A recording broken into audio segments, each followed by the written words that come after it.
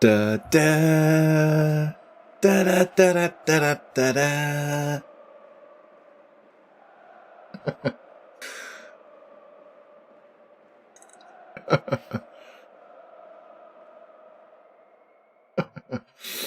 So, Chico ist also schuld, oder was?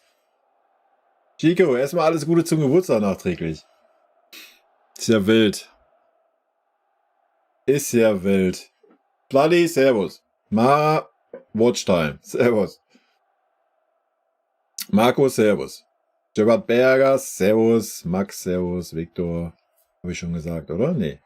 Viktor, servus. Und natürlich Lost in Thailand, auch servus. Ei. Ja, heute haben wir auf jeden Fall genug zu erzählen, wa?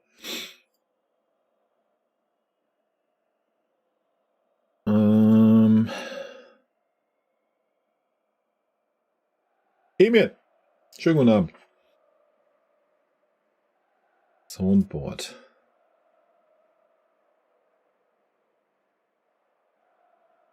Ja, ich wollte eigentlich mal was vorbereiten, ne? Ich habe ja so ein paar gute Fußball-Sounds hier, da würden ja ein paar ganz gut passen, aber ich musste mir die mal auf mein Soundboard legen hier. Ist mir natürlich jetzt wieder gerade, wo das Intro lief, eingefallen. Von daher läuft. Mal deswegen gucke ich mal ganz kurz eben nebenbei. Bevor wir hier richtig reingehen in den Bums. Ja, man kann es nur noch irgendwie, keine Ahnung, mit Humor nehmen, oder? Also, es war ja abzusehen, dass so ein Spiel mal nicht dann so ausgeht, wie es in der Hinrunde ausgegangen ist. Das wird auch nicht das letzte Spiel in der Rückrunde sein, was so ausgeht, wie dieses Spiel ausgegangen ist. Ja? Du hast nicht immer, dass ein Harry Kane einen außergewöhnlichen Tag hat, dass ein Neboy einen außergewöhnlichen Tag hat oder ein Kingsley oder ein Jamal. So. Wenn die alle nur irgendwie so auch auf ihre 75% laufen und ein Gegner gut verteidigt und als Mannschaft heiß ist, dann passiert das, was halt passiert ist. So. Wie gesagt, wir haben in der Hinrunde einfach so viel Glück gehabt, beziehungsweise wurde so viel durch Einzelleistung kaschiert einfach, ne? Das ist ja, was wir auch die ganze Zeit kritisiert haben. Wo dann so der Normalsterbliche so, wie kann man denn da meckern? Ja. Hätten das vielleicht mal Verantwortliche getan und das nicht alles in den Himmel gelobt, würden wir nicht so eine Ergebnisse sehen, wie wir sie gerade sehen. Aber ja, ist auch nur meine Theorie, ja. Aber ja, ich habe das schon im Titel reingeschrieben, der Tuchel wird liefern müssen jetzt, ne? Also er hat ja Tacheles geredet nach dem Spiel, das fand ich gut, hat mir sehr gut gefallen. Die PK, Tuchel und ich waren so. So, jetzt muss er nur noch Taten folgen lassen am Mittwoch. Ganz einfach. Er hat gesagt, 70 Minuten war das so Grütze, was da auf dem Platz stand.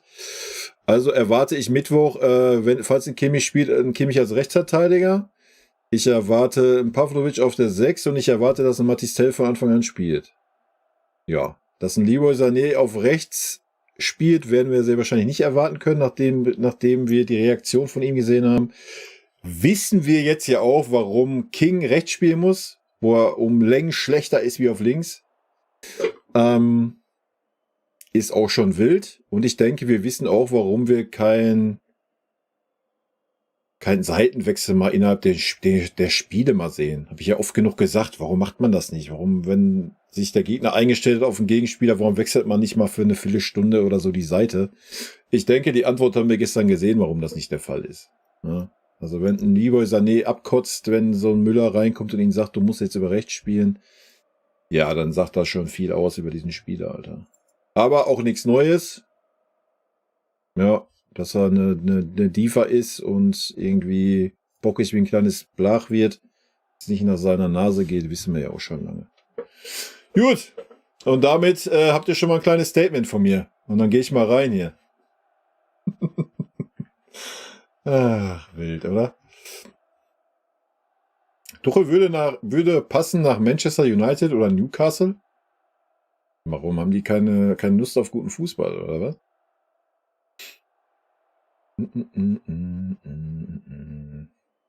Ja, sehr gerne, Chico. War ein Kackspiel, ja. Ich weiß auch nicht, ich habe mich ja echt zurückgehalten bei der Spielerbenotung. Ne? Ich habe das mal so Revue passieren lassen und eigentlich war das ja so ein Spiel, wo man hätte 4 und 5 hageln lassen können, aber da war ich ja echt human. Ne? Mich selber ein bisschen verwundert im Nachgang.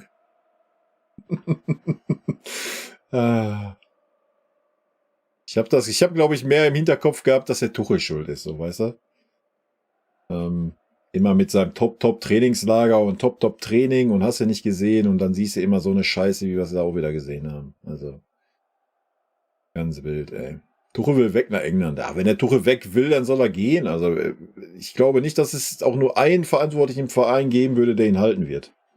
Ich glaube, dass der Tuchel überhaupt da ist, ist immer noch so eine Sache. Du kannst dich ja nicht schon wieder lächerlich machen, wie beim Nagelsmann, Alter. Das geht ja nicht. Aber warten wir mal den Mittwoch ab, das Unionsspiel.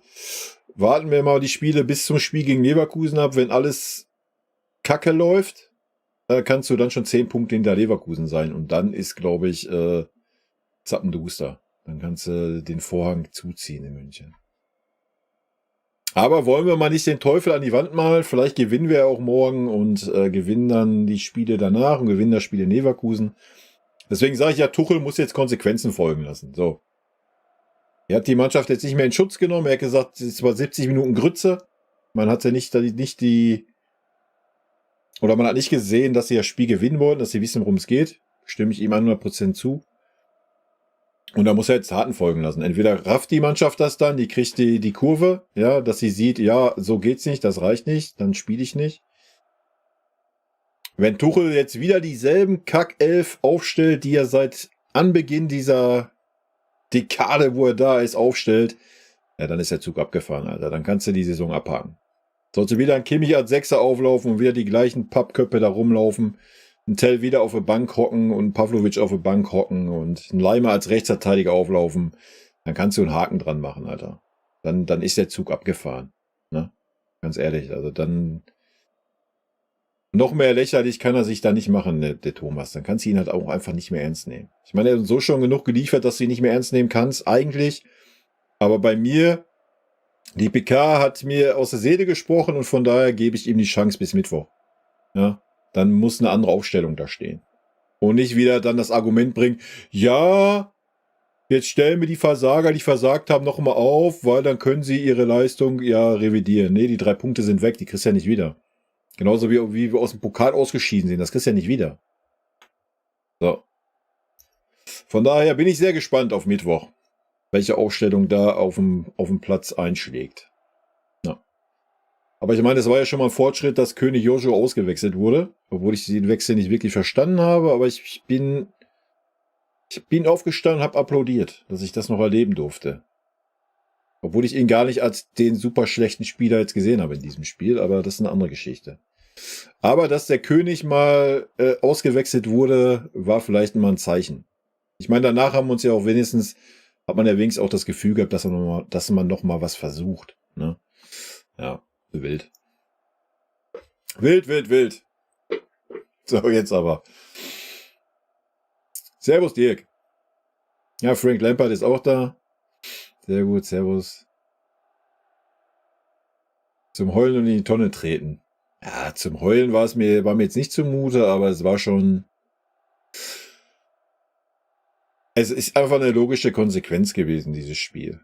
Und da wirst du, wenn sich nichts ändert, wirst du mehrere davon in der Rückrunde sehen. Du wirst nicht immer dieses Glück haben, wie ich schon sagte, wie in der Hinrunde, dass irgendwelche Spieler durch eine Einzelaktion das kaschieren. Also das war so ein Spiel, wie wir es in der Hinrunde 10, 12 Mal gesehen haben. Ne, muss man fairerweise sagen. Montagstherapie hat begonnen.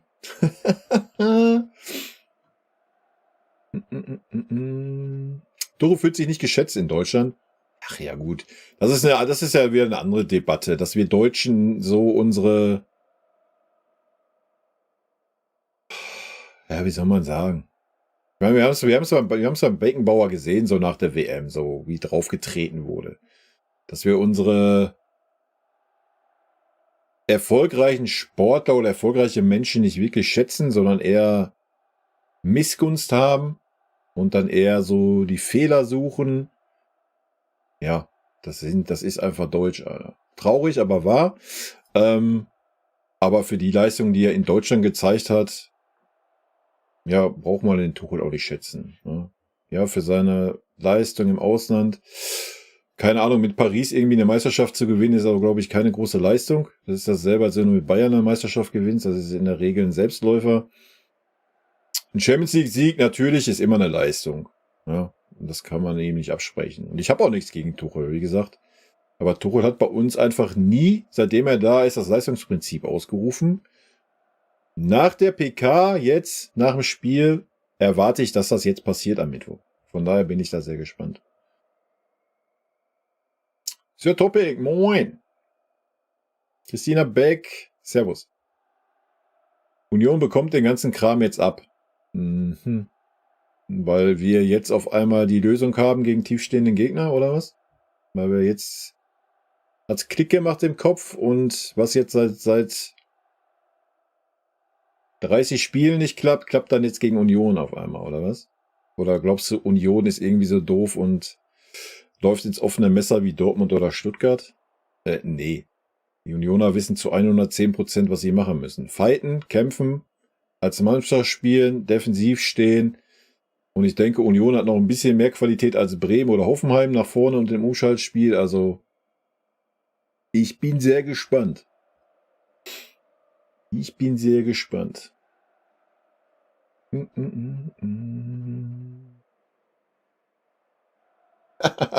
Ja, war wieder mit Ansage, nachdem wir super Trainingslager hatten. Ne?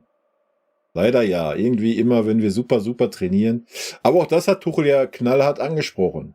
Und er hat ja auch endlich mal gesagt, was ich ja auch schon seit 1,5 Jahren hier predige auf diesem Kanal, dass es ja nicht Sinn der Sache ist, dass wir im Training immer top sind und es dann nicht auf den Platz kriegen. So. Das ist ja, was ich auch seit 1,5 Jahren erzähle. Und dann musst du halt einfach jetzt mal andere Spieler, die vielleicht im Training nicht top sind, aufstellen, wenn die dafür im Spiel top sind. Ja, wäre ja mal eine Idee. Mal ein Gamechanger. Na, und das erwarte ich Mittwoch. Wenn ich Mittwoch dieselbe Kackaufstellung sehe wie die letzten Wochen, Alter, dann ohne Scheiß, dann weiß ich es nicht mehr. Dann ist bei mir auch der letzte Zug abgefahren. Simino, moin. Oder einen Abend. Deine Nachricht gelesen, kriegst du mal die Tage eine Antwort drauf. Muss ich mir mal in Ruhe angucken, wenn ich Zeit habe. Bayern braucht einen großen Umbruch, aber den brauchen wir schon seit 2 Jahren. So. Das Thema haben wir ja auch schon durchgekaut hier, bis zum geht nicht mehr. Das ist ja nichts Neues. Das Projekt Tuchel hängt am seidenen Faden. Ja, das Projekt Tuchel ist auf jeden Fall... Man kann das jetzt nicht an einem Spiel festmachen, aber wenn du diese ganzen Spiele mal siehst, ist das schon eigentlich mehr gescheitert, wie dass es gut dasteht.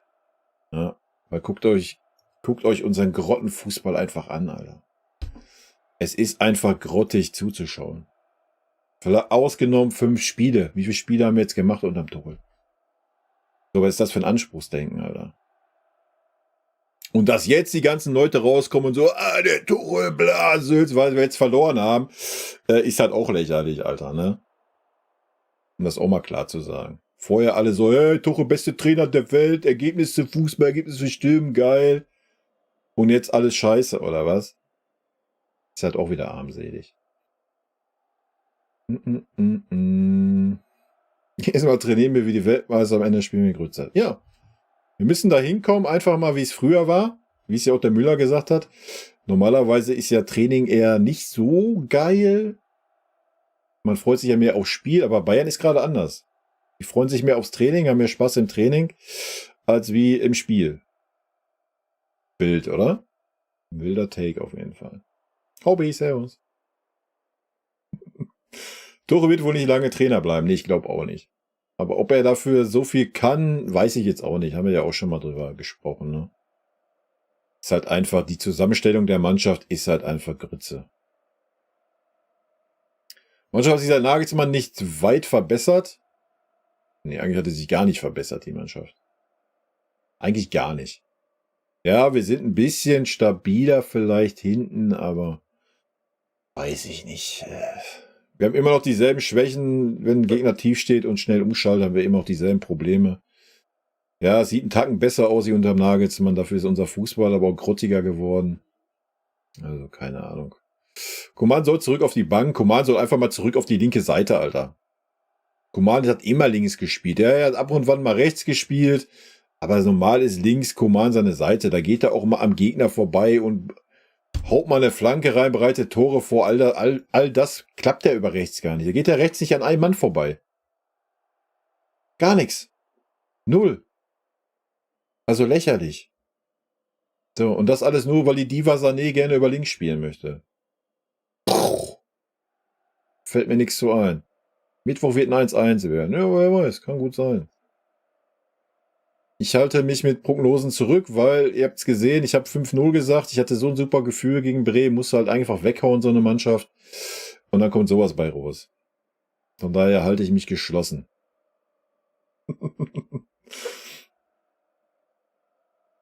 Hat er wenigstens mit Lieblings-Streamer-Frau gerechnet. Ja, ganz, ganz frech von Mino, ne? Einige Leistungsträger müssen auf den Prüfstand. Ja, wer ist denn Leistungsträger bei uns gerade aktuell?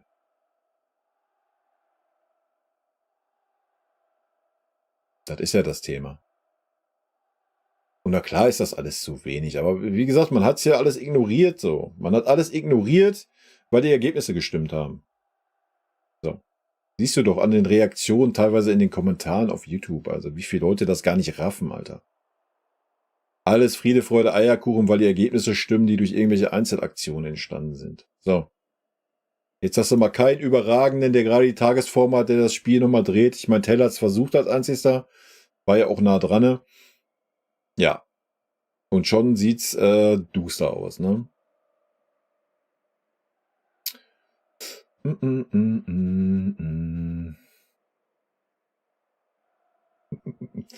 Ja, der ist gut, Simino.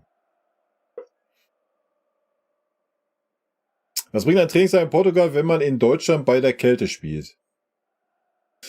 Ja, gut. Trainingslager kann man schon verstehen, ja. So auch Teambuilding-Maßnahme und so weiter. Aber das hat ja eher, also man hat ja nicht das Gefühl gehabt, dass ein Team auf dem Platz stand. Also von daher kann man das natürlich im Nachgang jetzt kritisieren, logisch. Ja. Ich gehe so weit mit dir, nur habe ich das Gefühl, Tuchel erreicht die Mannschaft nicht. Ich glaube, Tuchel hat einfach Teile der Mannschaft verloren, weil es kein Leistungsprinzip gibt. Ja. Dass Spieler halt einfach, obwohl sie besser spielen, was sie ja gezeigt haben in den Spielen, wo sie da mal spielen durften, dann trotzdem wieder ignoriert werden, obwohl die Spieler, die auf dieser Position spielen, schlechter sind. Ich glaube, deswegen hat Tuchel einen Teil der Mannschaft verloren. Und natürlich, wie jeder Trainer, das Thema Müller. Jeder Trainer, der den Müller versucht hat auszusortieren, ist am Ende des Tages gescheitert. Ja, das darfst du auch nicht vergessen. Das ist auch nochmal so ein Thema. Und bevor ich weiter auf den Chat eingehe, was mich richtig getriggert hat, waren die ersten 4 Ecken. Wie kann ich denn bitte Ecken bis zur Mittellinie zurückspielen? Wenn ich doch gegen eine Mannschaft spiele, wo ich sehe, ich erspiele mir nicht eine Torchance, dann nehme ich noch die Ecken, spiele sie kurz und spiele sie bis zur Mittellinie zurück. Alter, das muss mir doch mal einer erklären. Wo ist denn da der Sinn?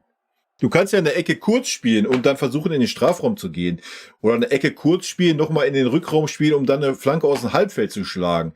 Würde ich ja alles verstehen. Aber wir spielen 4 Ecken. 4 Ecken bis auf die Mittellinie zurück. Aus welchem Grund, Alter? Aus welchem Grund? Katastrophe. Katastrophe. Junge. Kein Bit-Sound. Das weiß ich nicht. Wild. Höllert sind eigentlich an. Aber danke für die 100 Bitties auf jeden Fall, Simino. Junge, ich kann schon gar nicht mehr hochscrollen. Jetzt wird's wild. Anbus Servus. Gegen Bremen so mies die Performance über dem Ausscheiden, ja. Ist auch so. Benny, guten Abend. Tuchel austauschen gegen Alonso. Ja, Alonso ist der Halsbringer. Alter. Wie gesagt, da bin ich auch noch weit von weg. Max Albert. Wie gesagt, wir haben mittlerweile genug Trainer gehabt, die mit den Spielern Material, was da ist, die gleiche Scheiße erleben. Also auch wenn Alonso kommen würde, müsstest du Spieler austauschen halt einfach. Sätze von Dreierkette mit Kim, Upper und De Ligt, Davis und Coman, Schiene, Doppel-6, Pavlo und Kimmich, Doppel-C, Musiala und Sané und Kane. Kimmich kannst du da rausstreichen. Gegen eine Dreierkette, ich habe die Dreierkette unter Nagelsmann gefühlt. Fand ich gut. Hat mir gut gefallen. Coman Bock auf diese Posi hat, weiß ich nicht. Dass er sie spielen kann, ja, kann er mit Sicherheit. Davis müsste halt langsam auch mal die Kurve kriegen. So, wenn er mehr Real im Kopf hat, dann auch weg. Tschüss, gar nicht erst mehr performen, Alter. Keine Ahnung, ich würde die Spieler da. Wir müssen halt einfach wieder dahin kommen, was wir ja auch schon seit Wochen sagen. Wir müssen wieder Spieler in der Mannschaft haben, die für den FC Bayern brennen und für den FC Bayern spielen wollen. Ja. So, warum ist denn keine Gegenwehr da? Warum ist denn so Larifari? Weil die fühlen den FC Bayern einfach nicht. Ja, dass er Tell den FC Bayern fühlt, denke ich, hat man gesehen. Dass ein Müller den FC Bayern fühlt, ja, hat man leider nicht gesehen. Müller hat jeden Ball verstolpert. Ich will dem Müller jetzt nichts unterstellen, können wir später nochmal aufmachen, das Thema. Ja, aber da müssen wir mal wieder hinkommen. So, man hat das Gefühl nicht. Ein Sané, Alter, für was brennt der? Für sich selber, das ist alles, Alter. Ein reiner Selbstdarsteller. Ja, klar ist er gut. Der hat eine gute Hinrunde gespielt. Alles gut. Aber wenn du die Reaktion siehst, wenn er eine Ansage kriegt, du musst jetzt über rechts spielen, weil wir müssen irgendwas ändern und er dann sich anstellt wie ein beleidigter E-Jugendspieler, Alter. Ohne Scheiß Tuchel hat's ja gesehen, ich hätte ihn direkt ausgewechselt. Ich hätte den direkt vom Feld genommen und der hätte erstmal 3 Wochen auf der Tribüne gesessen. Fertig. Punkt. Mal klares Statement setzen. Na? Dann haust du irgendeinen jungen Bub da rein, der reißt sich wenigstens den Arsch auf, Alter. Wild. Warum hat Tuchel, denkst du, so viel Spielraum von den Bossen Unsinn zu machen? Erstmal GB, Glück auf. Florian, Servus. Ich glaube nicht, dass er Spielraum hat. Die Ergebnisse haben halt gestimmt. Du machst dich ja lächerlich. Was hättest du denn jetzt machen sollen? Hättest du jetzt sagen sollen, nach der Hinrunde so, wir schmeißen den Tuchel raus? So. Wenn du rechnerisch 1 Punkt hinter Leverkusen bist, dann bist du wieder bei demselben Stand wie mit dem Nagelsmann. So, wo sich die ganze Fußballwelt darüber echauffiert hat. Hättest du dasselbe normal gemacht. Und dann hättest du das diesmal nicht auf einen Oli Kahn und einen Bratzo schieben können. So, dann hättest du selber dafür einstehen müssen. Deswegen, es kann sehr schnell gehen. Warten wir mal das Spiel gegen Union ab, das Spiel danach. Dann kommt das Spiel gegen Leverkusen. Also wir spielen noch Augsburg und Gladbach. Sahen wir die letzten Jahre auch nicht gut gegen aus. Also wir müssen jetzt halt die Kurve kriegen, ne? Sonst ganz schnell gehen, ja. Nee. Also wenn wir gegen Union nicht gewinnen, dann ist der Zug der Meisterschaft auch abgefahren. Denke ich auch. Es sei denn, wir gewinnen dann noch gegen Leverkusen, dann bist du wieder nur 3 Punkte hinter. Aber du musst ja dann auch erstmal alle Spiele bis dahin gewinnen. Das ist ja utopisch im Moment. Unser Fußball ist ja einfach so grottenschlecht, Alter. Wir sind ja so einfach zu bespielen. Ja. Ich meine, eine Mannschaft wie Werder Bremen, mit der Qualität, die Werder Bremen hat, die haben verdient gewonnen, Alter. So, ja. Und das ist eine Mannschaft, die von der Qualität her im unteren Drittel der Bundesliga ist. Das heißt, von dieser Qualität, gegen jede Mannschaft, die wir spielen, vielleicht von 3, 4 Mannschaften abgesehen, kann mit so einer einfachen Strategie gegen uns gewinnen, Alter. Ich meine, gegen Hoffenheim war es schon eng. So. Das ist doch das Schlimme. Oder das Ernüchternde. Du brauchst nicht die super Qualität, um uns zu schlagen, Alter. Du musst einfach eine geschlossene Mannschaft sein, die fightet, die kämpft und die einen Plan hat. Und dieser Plan ist super einfach. Und Bremen stand ja noch nicht immer so tief, wie es Hoffenheim gemacht hat. Ja? Also, ganz wild, Alter. Wir haben halt keine eigene Philosophie, gar nicht. Null. Guck dir Leverkusen an, guck dir Stuttgart an. So, die haben eine Philosophie, den Stiefel spielen die runter, ja, die werden auch ein bisschen was anpassen. Aber wenn ich höre, Alter, ja, wir müssen ein bisschen mehr auf uns gucken, wir haben nicht genug Videomaterial vom Werder Bremen, Alter. Nochmal, das kann nicht sein als FC Bayern. Das kann nicht sein. Das ist so Sterben wie Guardiola das letzte Jahr, Alter. Alles überanalysieren, alles. Ey, wir reden von Werder Bremen, Leute. Nichts gegen Werder Bremen oder auch davor Hoffenheim. Es kann nicht sein, dass du dich an diesen Mannschaften orientierst. Klar guckst du, welche Stärken haben die, welche Schwächen, aber du musst doch mal eine eigene Spielphilosophie haben. Die ist doch gar nicht da. Null. Die ist nicht da. Alonso bleibt bei uns in Leverkusen. Ja, hoffentlich. Wie gesagt, ich gönne ihm das. Warum sollte er auch weggehen? Ganz ehrlich, wenn du da eine Mannschaft aufbaust, verstehe ich auch immer nicht. Alle so, ja, Alonso geht dahin, Alonso geht dahin, Alonso geht dahin. Alter, vielleicht will der gar nicht weg. Der baut da gerade eine Mannschaft auf. Und das ist doch dann seine Mannschaft. Vielleicht will er mal 2, 3 Jahre mit der Mannschaft Gas geben, ja, um mal für Furore sorgen. So, ich weiß nicht, wie man immer davon ausgeht, dass ein Alonso da unbedingt weg will. Also auch ganz schwierig, ne? Wild. Ich bleib dabei, unsere Probleme sind die Charaktere der Spieler nach einer Niederlage. Siehst kein Kimmich, kein Neuer, nur Thomas. Ah, der Kimmich hat doch große Fresse gehabt nach dem Spiel. Doch richtig große Fresse gehabt, habe ich vorhin noch gelesen, Alter. Der kleine... Ich spreche es nicht aus, ey. Die Reaktion von Sané wäre im Spiel auch unterirdisch und frech nach der Serie. Der hätte es auswechseln müssen. Punkt, direkt auswechseln. Und dann nicht noch rechtfertigen. Ja, ich weiß, der Leroy braucht dann so 2 Minuten, bis er dann die bittere Pille geschluckt hat und dann gibt er Gas. What the fuck, Alter, wir reden vom Mannschaftssport. Wenn der Trainer sagt, du gehst von der linken Seite auf die rechte Seite, dann hast du das zu machen und hast die Fresse zu halten. Und nicht deine Show abzuziehen mit E-Jugendlicher, Alter. Aber nochmal, das erklärt, warum wir kein Wechselspiel vorne haben. Warum Coman die ganze Zeit über rechts spielen muss. Ist traurig. Traurig. Ja? Einfach traurig, Alter. Das erklärt dann auch, warum so ein Tell so wenig spielt. Weil ein Tell wird ja über links kommen und über links spielt ja unser Sané. Den kannst du ja nicht auswechseln. Da ist ja, dann ist Polen offen, Alter. Und ein Sané, dass er auf rechts wechseln muss, ist ja auch schon eine Majestätsbeleidigung. Alto Bellies, das ist doch grausam, oder? Junge. Dafür, dass ein Sané gut spielt, macht man 3, 4 andere Spieler schlechter. Also ist es das wert? In meinen Augen nicht, ey.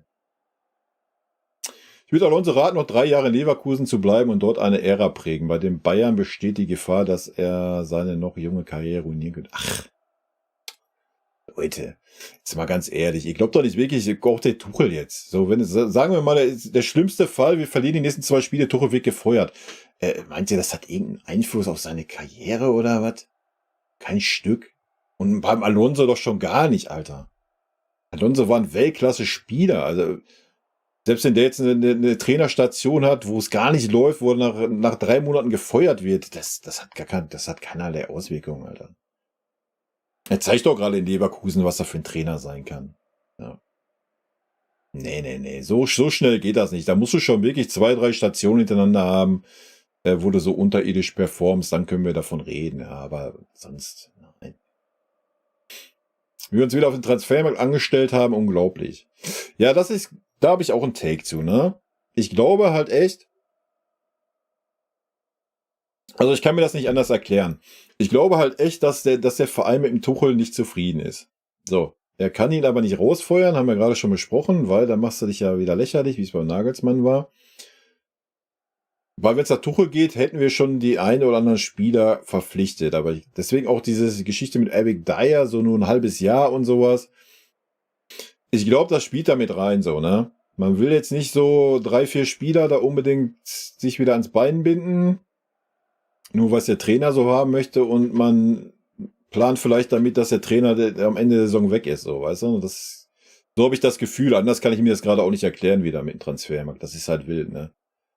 Also es kann ja nicht sein, wie du es im Discord schon geschrieben hast, GB. Also man wusste ein halbes Jahr lang Bescheid, dass man einen Rechtsverteidiger braucht und man pimmelt da jetzt rum und Alto Belli. Geht gar nicht, oder? Lächerlich. Balbo, du warst in der Allianz Arena mit deiner Schwester? Ja, das ist doch schön. War wild. Das Spiel war wild, ja. Fix, servus. Tore sollte endlich mal nach Leistung gehen und das sehen, was die Spiele sagen. Und das würde heißen, Leimer nicht RV, Kimmich nicht 6. Ja, das erwarte ich Mittwoch auch. Also wenn das Mittwoch nicht passiert, dann... Ich meine, er hätte ihn ja nicht umsonst ausgewechselt. Also... Und dann seine Worte auf der PK, der muss seinen Worten jetzt Taten folgen lassen. Ohne Wenn und Aber. Ansonsten ist der Zug abgefahren. Früher gab es da was zu lachen, als man ja noch Vogel fangen ging. Ach, zu lachen haben wir auch immer ein bisschen was. MK, guten Abend. Bam, badam, bam, bam. Tod hat es auch mit Auswechslung richtig gemacht. War für mich nicht zu spät. Erste Halbzeit war kacke. Dann gab es Halbzeitansprache. Nach 15 Minuten hat sich nichts getan und er hat gewechselt. Nee, er hat nicht nach 15 Minuten gewechselt, sondern nach 20 Minuten. Und nein, das ist für mich ist das viel zu spät gewesen. Vor allen Dingen, wenn ich mich als Trainer da hinsetze und das dann bestätige im Nachgang. Er setzt sich dahin und sagt, ja, ich habe 70 Minuten scheiß Fußball gesehen, kein Zug, kein gar nichts. Das Spiel, die Spieler, die gespielt haben, waren grottig. So, wenn ich das doch erzähle, Alter, dann muss ich in der Halbzeit reagieren. Aber spätestens in der Halbzeit. Ja. Wenn ich davon rede, wir haben so ein super Trainingslager, bla bla bla, und ich sehe dann schon 45 Minuten Grottenfußball, ja, dann musst du nach 45 Minuten reagieren. Fertig. Und wenn du meinst, auch ja, ich gebe denen nochmal die Chance, ich habe eine klare Ansprache gemacht, dann guckst du dir das 5 Minuten an, und wenn das 5 Minuten weiterhin Grütze ist, ja, dann musst du reagieren. Punkt. Und nicht bis zur 65 Minute warten, wenn du das 0:1 kriegst. Auf was haben wir denn gehofft?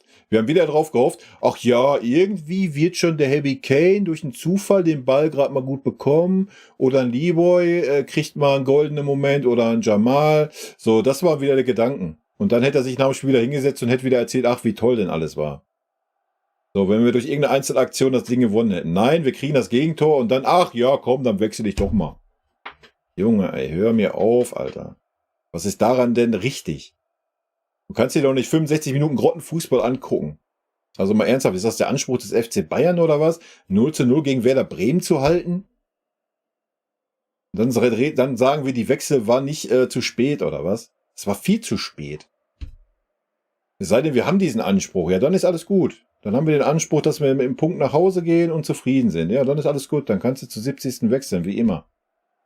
Aber wenn du gerade mal gesehen hast, wie ein Tell sich den Arsch aufgerissen hat und der Einzige, der da Bock gezeigt hat, und auch ein Goretzka, der auch ein bisschen Feuer hatte, dann brauchen wir nicht darüber diskutieren, dass die Wechsel nicht zu spät waren. Alter. Die waren viel zu spät. Ja, eben, ganz genau. Warum nicht zur Halbzeit ausgewechselt wurde. Coman und Sané waren grottig, ja. Ist auch so. Mein Coman war wenigstens noch bemüht, aber er hat nichts auf die Kette gekriegt. Ha? Lächerlich. Du hast Coman für Liebe geopfert. Ja, weiß ich auch nicht. Also, keine Ahnung. Wild. Ganz wild. Ja, wo sie die Seiten getauscht haben, war es besser, ja. Sehe ich auch so. Aber da musste lieber ja auch erstmal einen Riesenaffen machen, dass er auf die andere Seite soll. Junge, ey. Wir sind am gleichen Weg wie letztes Jahr, haben wir die Deppen aus Dortmund nicht gegen uns. Ja, die Deppen aus Dortmund, die überholen uns noch, wenn das so weitergeht. Sané will rechts spielen. Er hat sich beschwert, weil der linke Schiene mit Zurückarbeiten spielen sollte. Aha. Sehr wild. Guckst du in Afrika Cup Spiele? Gute Stimmung? Gute Spiele, gute Stimmung. Nee, habe ich leider gar nichts von gesehen. Ich weiß auch gar nicht, zu welchen Uhrzeiten die spielen.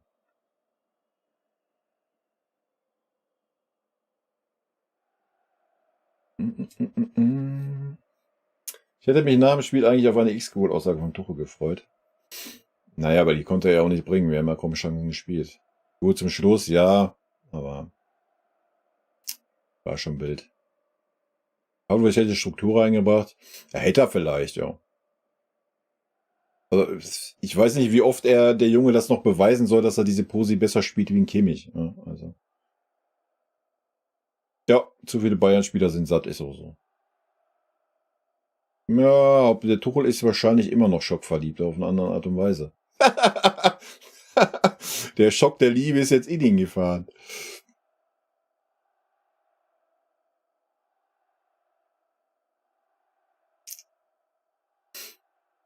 Eber regelt das schon. Naja.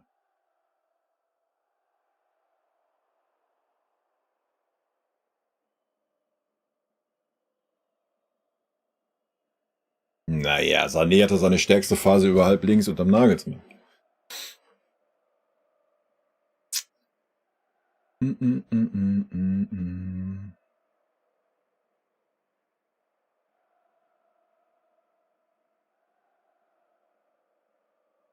Also unscharen Trainingslager von Supercup, dann Frankfurt und nun Bremen. Nach jeder Pause Niederlage. Ja, das kann ja kein Argument sein. Im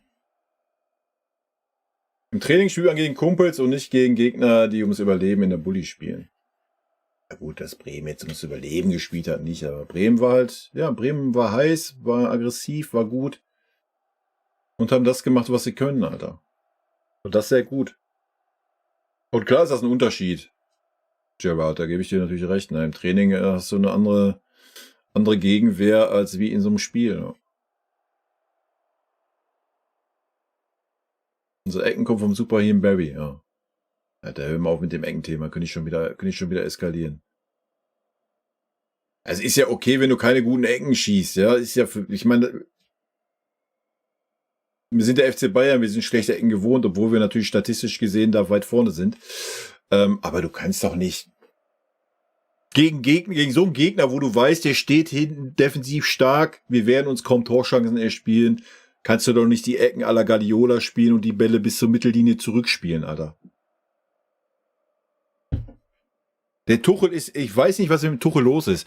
Ich glaube, der Tuchel ist einfach, vielleicht hat er sich gedacht, komm, ich gehe zum FC Bayern und mach den Guardiola, Alter. Damit die Leute mich so feiern, wie sie den Pep gefeiert haben. So den Eindruck habe ich. Das ist ja auch im Strafraum. Da stehen 10 Spieler im Strafraum. Wie schießt ja keiner aufs Tor? Da schießt ja keiner aufs Tor. Da spielst du nochmal quer, liegst nochmal nach hinten, obwohl da 20 Millionen Beine sind, versuchst du da irgendwas, da schießt keiner aufs Tor. Warum denn auch? Das ist wie bei Pep, du darfst erst aufs Tor schießen, wenn du im 5-Meter-Raum bist. Junge, Alter. Lächerlich. Fußball kann halt so einfach sein. Aber nein, bei uns ist Fußball so kompliziert, ey. Keine Ahnung. Fällt dir nichts zu ein. Ich würd gerne mal so eine Spielersitzung miterleben. Wahrscheinlich wird mir die Birne da auch rauchen. Keine Ahnung, ich kann mir das anders nicht mehr erklären, ey.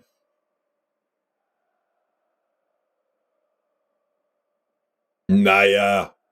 Tuchel ist hat so angefasst, reagiert auf die Ecken, weil der Reporter das ein bisschen wild gefragt hat, ne?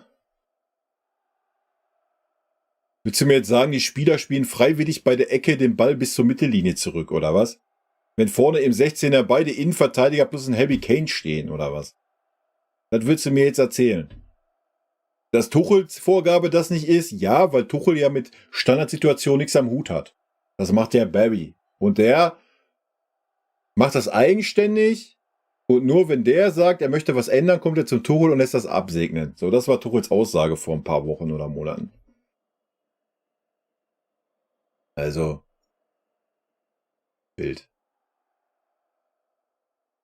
So alles schwierig wird, haben wir keinen Leader, an dem sich die Mannschaft aufrichten kann. Immer alles auf den Trainer zu schieben, mache ich nicht mit. An der Mannschaft sind auch andere Trainer gescheitert. Das Problem sind Generation Z-Spieler. Die können sich nicht selbst motivieren gegen Mannschaften wie Bremen. Das ist die Zusammenstellung der Mannschaft. Nee, das ist für mich ganz klar die Trainergeschichte, Alter. Das war, ja, klar, habe ich gerade auch gesagt, dasselbe Spielermaterial. Du musst halt aber als Trainer einfach dann die Eier haben und einen Kimmich auf die Bank setzen, Alter, und einen Pavlovic da reinstellen. Und du musst die verkackten Eier haben, Sané oder Coman rauszunehmen, wenn in der Halbzeit, wenn die schlechte Leistung bringen, und Tell reinzuwerfen. Punkt. Und das ist eine Trainergeschichte und nicht die Geschichte der Mannschaft. Auch Müller in der Hinrunde 15 Spiele zu ignorieren, ist auch eine Trainergeschichte und nicht eine Geschichte dieser Mannschaft. Conny Leimer, der perfekte Achter dieser Welt ist, wenn es ums Pressing geht, ja, gegen Gegner, als rechter Verteidiger hinzustellen, ist eine Sache des Trainers. Du kannst auch einen verkackten Kimmich da hinstellen. Das kommt ja nicht aus der Mannschaft. Die Mannschaft stellt sich ja nicht selber auf. Da ist der Trainer für da. Und dass wir diese strategischen Fußball spielen, den wir spielen, wo man keine Fußballstrategie sieht, auch da ist der Trainer für zuständig und nicht diese Mannschaft. Weil dann brauchst du keinen Trainer, dann kannst du sagen, hier, Mannschaftsrat, ihr sagt, was ihr spielt, ihr sagt, wer aufgestellt wird, fertig. Dann brauchst du keinen Trainer, Alter. Der Trainer ist dafür verantwortlich und nicht irgendwie die Mannschaft. So, du musst einfach mal einen Trainer haben, der die Eier hat und diese alteingesessenen, satten Spieler auswechselt. Oder gar nicht erst aufstellt. Das ist so das Problem. Und das kann nicht die Mannschaft tun, das muss der Trainer tun. Dafür ist er da. Dafür kriegt er, was weiß ich, 12 Mille im Jahr. Was ist denn los? Kann doch nicht die Mannschaft machen. Junge, Junge. Was ist das denn für ein Take? Kannst den Trainer nicht die Schuld geben. Natürlich trägt der Trainer die Schuld. Der stellt die Idioten doch jedes Spiel auf und verteidigt sie jedes Spiel. Junge, Junge. Bild. Ja, ganz genau. Die brauchen mal eine Ansage, Alter. Setz doch so ein Kimmich mal 3 Spiele auf die Bank, dann wird er vielleicht mal wieder wach in der Birne. Ja, hat er beim Goretzka auch geklappt. Junge, Junge.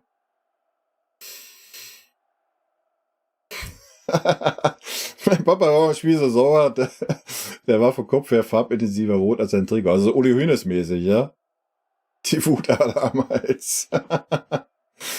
Alter, meine Brille beschlägt schon. Guck mal, so wütend werd ich hier, ey. Lecco mio, ey. Ich muss erstmal den YouTube-Chat mit aufmachen. Der geht so schnell, ich kann nicht mehr so weit hochscrollen, ey. Warte mal. Ich kann nur die Hälfte der Nachrichten hier gerade lesen. Bild.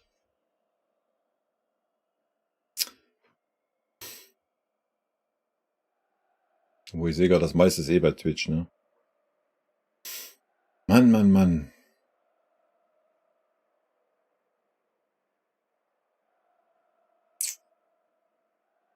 Ganz davon so voll schlecht. Okay, ja. Sie brauchen nicht reden, Alter. Ich habe es gerade schon gesagt, wir brauchen Spieler, die beim FC Bayern spielen wollen. Punkt. Jeder Spieler, der sich mit dem Wechsel beschäftigt, dass er weg möchte, verkauf ihn, Alter. Was macht das für einen Sinn, einen Spieler zu halten durch Geld? Es macht null Sinn, Alter. Wenn ein Spieler bei uns ist, der weg will, dann verkauf ihn bitte. Alter, Alphonso Davies ist jetzt auch nicht der Heilsbringer. Da kannst du auch jeden x-beliebigen linken Verteidiger holen. Also zumindest was die Saison. Klar ist er ein guter Spieler, klar hat er Potenzial. Aber wenn er nicht beim FC Bayern spielen will, dann hau ihn weg, Alter. Fertig. Mann, Mann, Mann.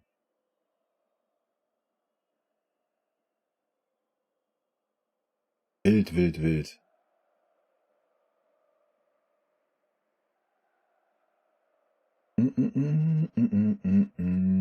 Ich glaube schon, dass sie Bock hatten, aber die konnten nicht. Das ist so das Thema.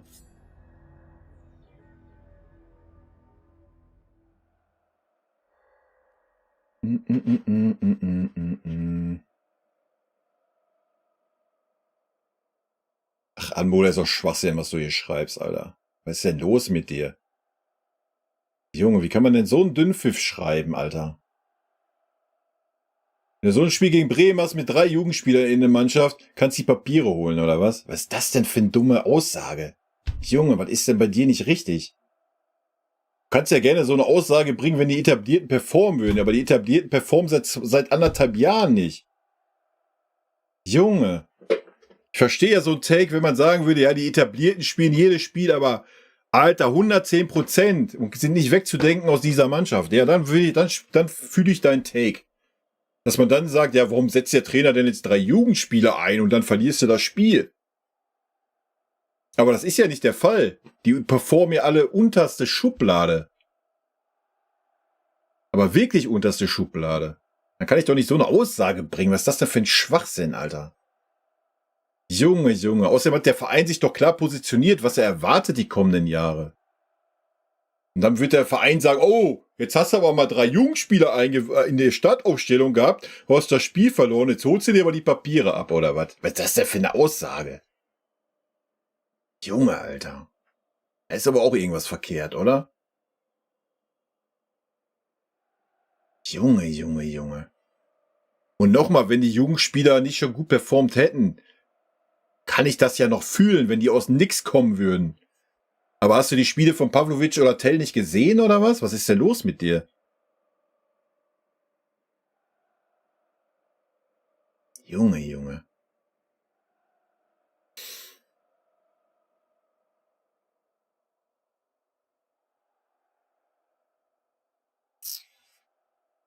Junge, Junge.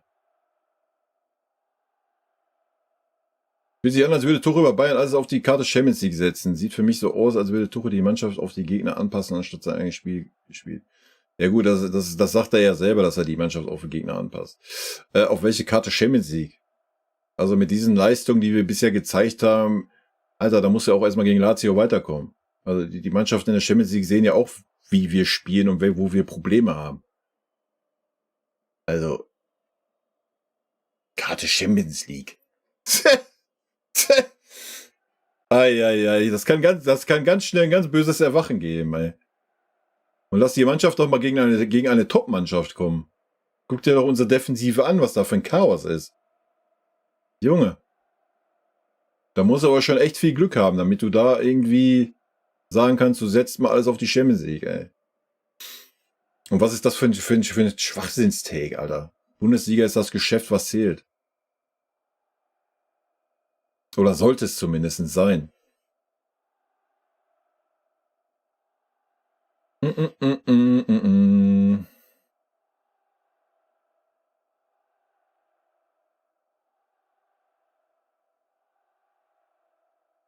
also ich denke, wir wissen alle, wie Union spielen wird. Ja? Wir wissen alle, wie wir aktuell, welche Mittel wir dagegen haben. Also ich bin sehr gespannt.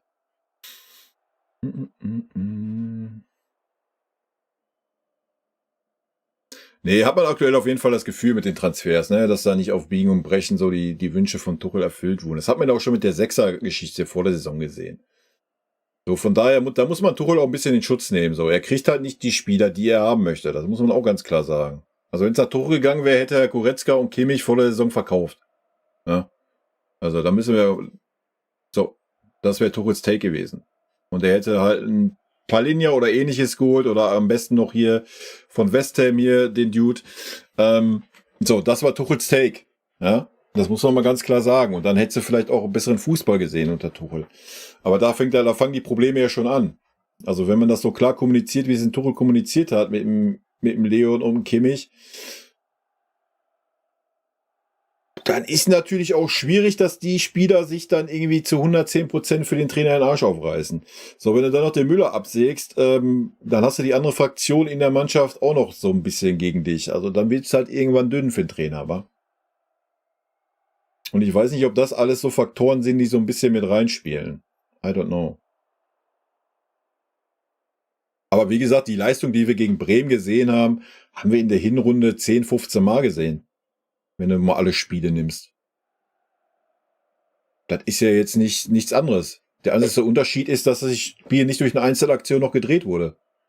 So, was wäre denn gewesen, wenn Tell 2 Hütten gemacht hätte? Wie er es in der Hinrunde oft genug gemacht hat als Joker. So, was wäre dann gewesen? Dann würden wir jetzt nicht hier hocken. Da werden wieder alle so, ja, wie kannst du so kritisch sein? Wir haben doch gewonnen, ist doch alles gut, ist doch alles schön. Junge, ey.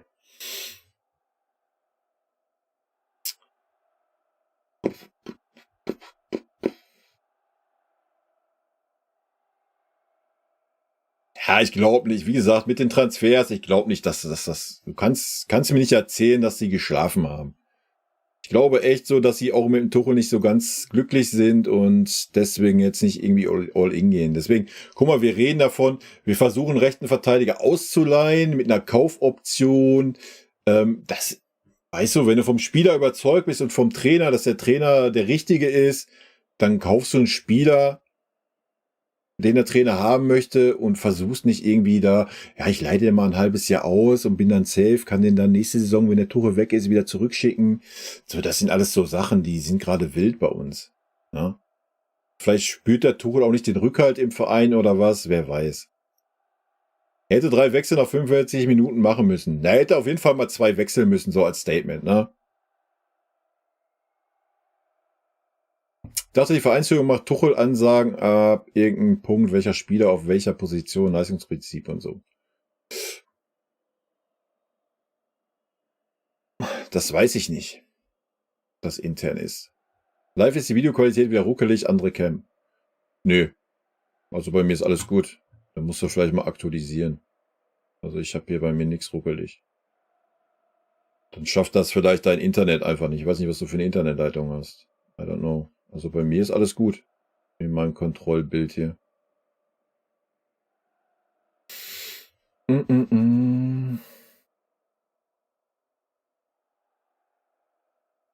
Ja, ich hab die eine oder andere Nachricht, ist hier leider durchgerutscht, weil ich kann nicht so weit hochscrollen, Leute. Es tut mir leid. Aber ich habe mich zwischendurch gerade mal ein bisschen in Rage geredet hier. Das musste leider raus. Eieiei. Der Tuchel muss weg. Raffi in den 6er RV ist und Leimer RV, dass er eine 6 ist, aber sehe Tuchel erstmal falsch Aufstellung macht und dann spielen die alle Grütze seit Wochen und dann PK das dumme Gelaber. Ja, also wie gesagt, ich verstehe es halt auch nicht. Ne? Fonsi war jetzt auch nicht so super stark, dass man gerade sagen muss, ja, wow, bah, bam, weißt du? Guerrero ist ein Linksverteidiger. Warum spielt er nicht Linksverteidiger? So. Warum muss ich den unbedingt auf 8 haben? Und muss unbedingt einen Goretzka auf der Bank hocken lassen und Conny als Rechtsverteidiger. Und, ich verstehe es halt auch nicht, diese ganzen wilden Positionen, wo die Spieler spielen und nicht spielen. Und das ist ganz wild irgendwie. Um ein Zeichen zu setzen, hätte ich schon in der 40. Minute gewechselt, damit die Spieler in der Halbzeit darüber nachdenken können in der Pause, was sie für einen Scheiß da spielen. Ja, aber das ist ja Tuchel bisher nicht. So. Ja, das ist ja, was ich gesagt habe. Tuchel war bisher sich immer vor die Spieler gestellt, vor jedem Einzelnen. Und deswegen war das klar, dass dieser Take nicht kommt. Es war ja, wie gesagt, dann der Obertake, dass dann Kimmich ausgewechselt hat. Also das war ja für einen Tuchel, das war der Obertake. Ganz ehrlich. Das ist seit 1,5 Jahren nicht passiert oder seit 2 Jahren. Dass der Mensch mal ausgewechselt wurde. Und jetzt muss er nachlegen, Alter. Am Mittwoch muss dementsprechend eine andere Aufstellung auf dem Platz stehen. Ganz einfache Kiste. Wenn das nicht so ist, dann ist der Zug für den Tuchel abgefahren. 100%.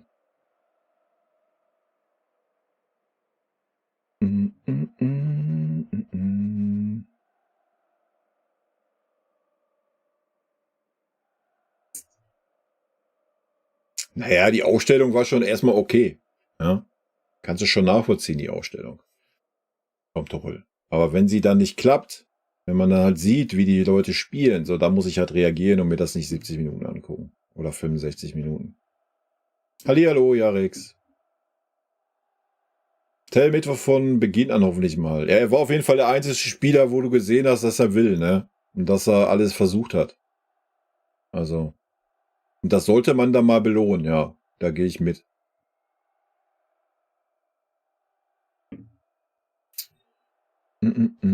Aus Schock verliebt wird es Hassliebe werden mit Tuchel. Ich glaube, das ist beim Tuchel schon lange so. Ich glaube, der hat seinen Schock verliebt, hat er schon 3 Wochen später, hat er sich schon gedacht, was habe ich da nur erzählt?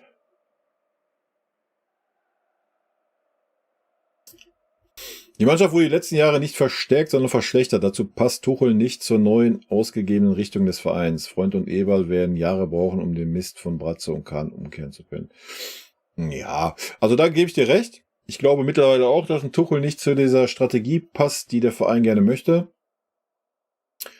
Dass die Mannschaft nicht verstärkt wurde, weiß ich nicht. So ein Harry Kane war, glaube ich, schon eine Verstärkung. Ich glaube, darauf können wir uns einigen. Ansonsten, wenn du jetzt so die letzte Saison nimmst, ja, natürlich, wenn man ein Pavard und ein Stunny wegschickt, dann hat man sich mit Sicherheit nicht verstärkt da hinten. Auf der rechten Seite, also da gehe ich schon mit. Den Mist in Brazzo und Kahn umkehren, weiß ich nicht. Du müsstest halt erstmal, also wenn wir von der Gehaltsstruktur reden, gehe ich mit, ja. Das wird wahrscheinlich Jahre dauern, wenn du es überhaupt nochmal umgekehrt kriegst. Ansonsten von der Spieler her, weiß ich jetzt nicht. Also. Aber die Gehaltsstruktur ist schon schwierig umzukehren, ja. Auch das Training im Trainingslager bestand aus Kreislauf mit Händchen halten, etc. Ja gut, das ist ja das, was wir gesehen haben, ne? Müssen wir mal abwarten. Wir brauchen einen Zehner wie Wirtz. Naja, wir haben Musiala, der ist ein Zehner wie Wirtz.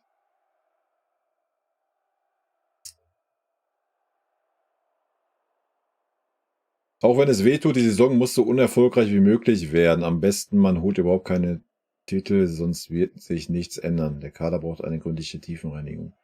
Ja, aber das ist ja schon seit 2 Jahren so, Leute. So, man hat ja schon an der letzten Saison damit gerechnet.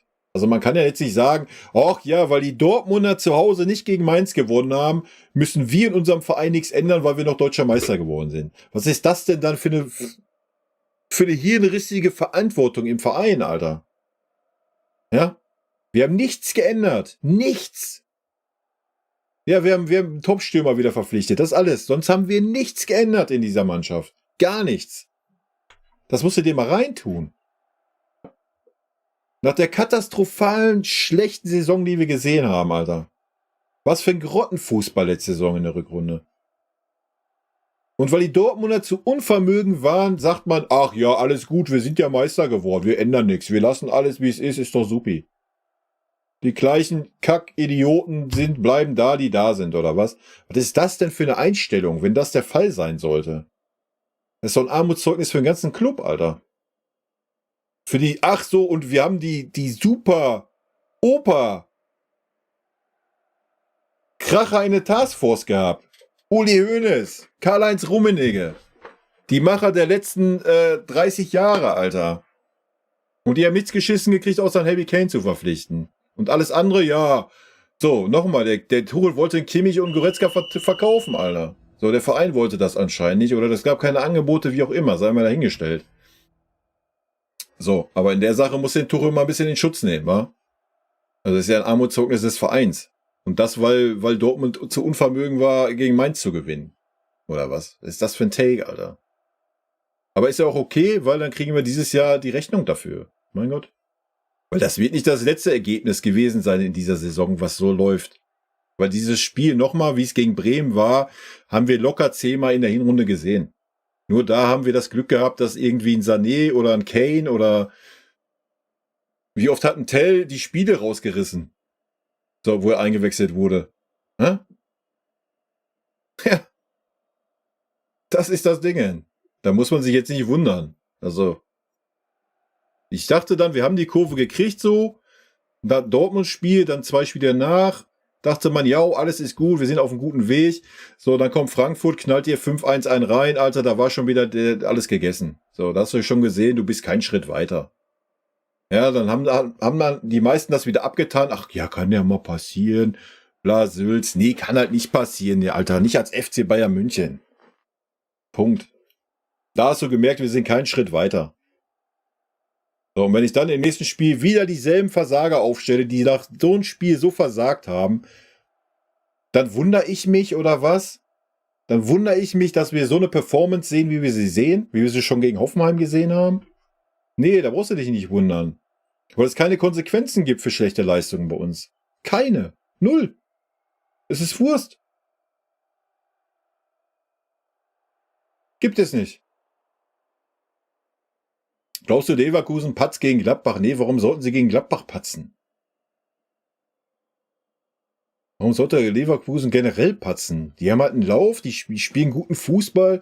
Klar werden die vielleicht irgendwann ein Spiel verlieren, werden irgendwann mal ein Unentschieden spielen. Aber wir müssen doch gar nicht auf Leverkusen gucken, Leute. Wir brauchen doch nicht auf Leverkusen gucken oder auf die Gegner, die Leverkusen hat.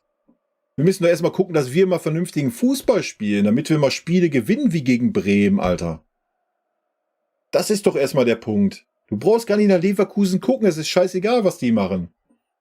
Wenn wir dieses Leistungsniveau haben, wie wir es bisher die Saison hatten, Junge, wir haben für das Leistungsniveau, was wir hatten, haben wir eine übermäßige Punkteausbeute gehabt.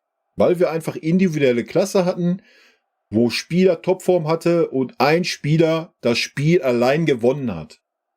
Und das war locker bei 8, 9, 10 Spielen der Fall. So. Und jetzt siehst du mal, wie es ist, wenn du keinen Spieler hast, der diese Form gerade hat, um die Mannschaft rauszureißen. So, und wie soll sich das jetzt schlagartig ändern? Du müsstest jetzt einen Schalter umlegen. Zack. Wow, ich habe jetzt eine Spielstrategie, wir haben jetzt eine Spielidee, wir spielen jetzt mal gefährliche Standards, wir rufen jetzt das Leistungssystem aus, es ist mir egal, wie alt oder wie jung ein Spieler ist, es geht jetzt rein nach Leistung, so, das müsstest du jetzt machen, von jetzt auf gleich. Und das müsste ja auch direkt fruchten. So, wie soll das funktionieren, Alter? Es wird nicht funktionieren. So. Und du wirst weiterhin so Spiele haben, Wo Einzelaktionen, unsere Spiele sind auf Einzelaktionen ausgelegt. Auf nichts anderes. Wir haben keine Spielphilosophie. Es ist darauf ausgelegt, dass irgendein verkackter Topstar einen guten Tag hat und durch eine Einzelaktion ein Tor erzielt. Darauf ist unser Fußball ausgelegt. Das ist doch grausam, Alter. Als FC Bayern oder was? Mann, Mann, Mann. Nee, den Pulsmesser brauchst du nicht anschließen. Siehst du auch, wenn der Kopf immer roter wird, immer heißer, weißt du? Ja, ist doch wahr, Alter. Ja, das hat mich auch gewundert, dass er Kimmich ausgewechselt hat. Und ich fand es auch schwachsinnig, ehrlich gesagt. Ich hätte Kimmich als rechten Verteidiger hingestellt. Damit wir mal ein paar Flanken sehen. Aber Flanken sind ja in unserem Verein verboten, seitdem Tuchel da ist.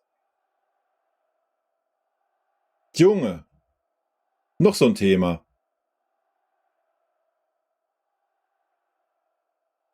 Einfachste Prinzip dieser Welt, Alter. Spiel den Ball nach außen, flanke ihn in der Mitte und köpfe ihn rein. Ist bei uns verboten.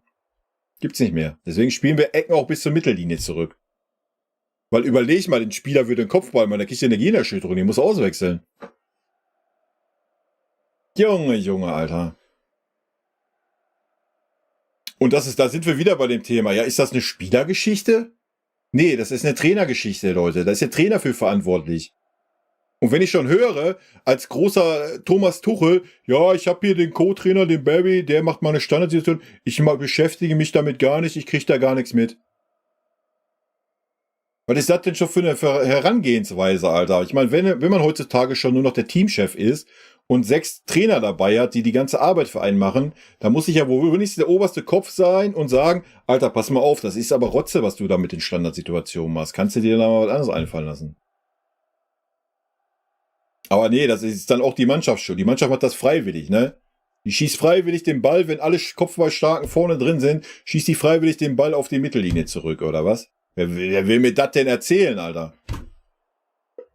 Junge. Wenn wir die Sattenspieler alle auf der Bank setzen, spielen wir gegen Union mit Helby und der U19. Ja, wär doch mal was anderes, Alter. Ja, natürlich kannst du nicht alle Spieler auswechseln. Du musst doch auch gar nicht alle auswechseln. Du musst doch einfach mal gucken, dass ein Conny Leimer auf die 8 gehört. Punkt. Und du musst mal gucken, dass ein Kimmich als Sechser einfach eine Fehlbesetzung ist.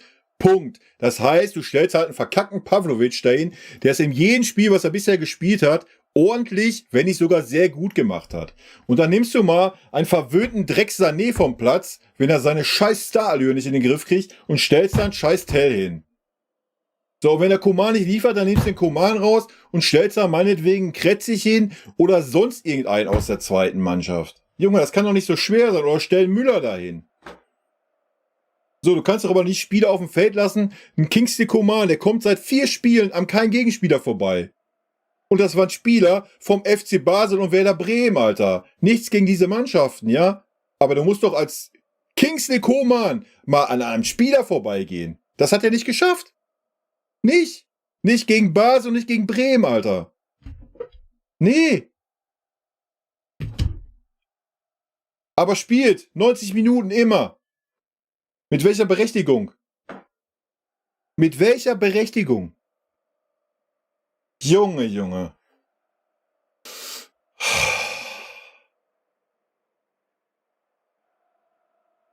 Ich schon fange an zu schwitzen, ey.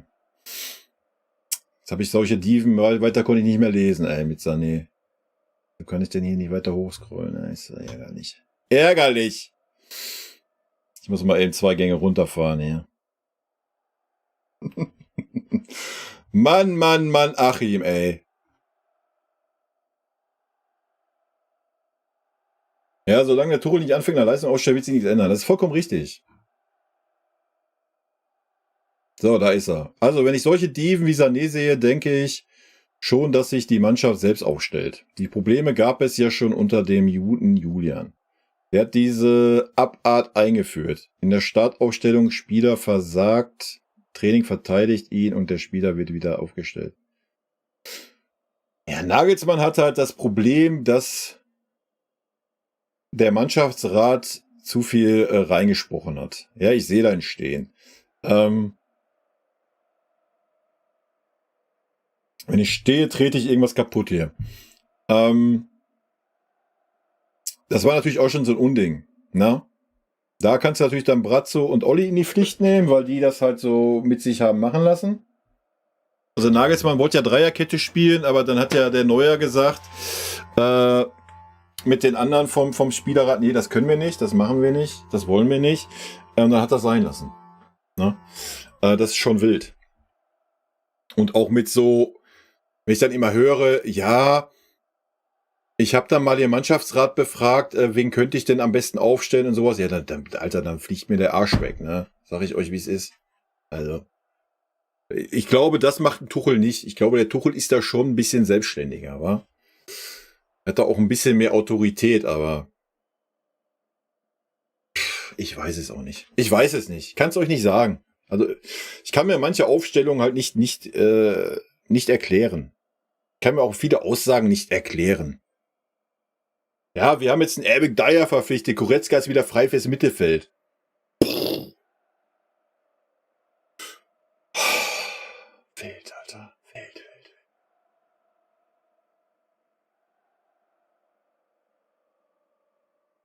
Ja, und ganz ehrlich, bei der rechten Verteidiger-Performance, die wir haben, kannst du auch den 17-Jährigen, der aus Barca kam, da hinstellen, Alter. So. Fertig. Punkt. Wo ist das Problem? Was soll passieren?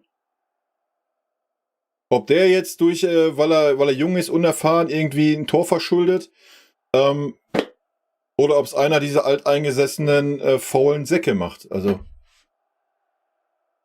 Junge.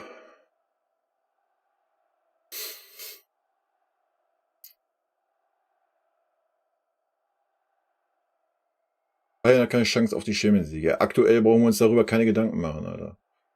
Was machst du beruflich? Ich bin Systemingenieur im On-Site und im Homeoffice. ITler auf gut Deutsch gesagt. Ich weiß bei Tuchel nicht, was er für ein Fußball spielen will. Das weiß ich auch nicht. Ja, das ist ja der größte Take. Das weiß ich nicht. Ich kann es euch nicht sagen. Für mich ist Tuchel Fußball Ballbesitz. Hoffen, dass irgendeiner dieser überbezahlten Stars einen guten Tag hat und ein Tor schießt. Das ist für mich Tuchel-Fußball. Anders kann ich dir nicht beschreiben, die Saison. Da kannst du ja über Nagelsmann wirklich sagen, was du willst, aber da hast du wenigstens eine Philosophie gesehen, Alter. Die war zwar vielleicht dann nicht so super stabil oder sonst was, aber das war eine Philosophie. Die sehe ich beim Tuchel nicht. Außer Ballbesitz. Ballbesitz. Und zu 110% am Gegner orientieren. Klar, du musst dich natürlich gegen Hoffenheim oder Bremen musst du dich natürlich 100% am Gegner orientieren, Alter. Das wäre ja auch fatal, wenn du eine eigene Spielphilosophie hättest. Die könnte ja funktionieren.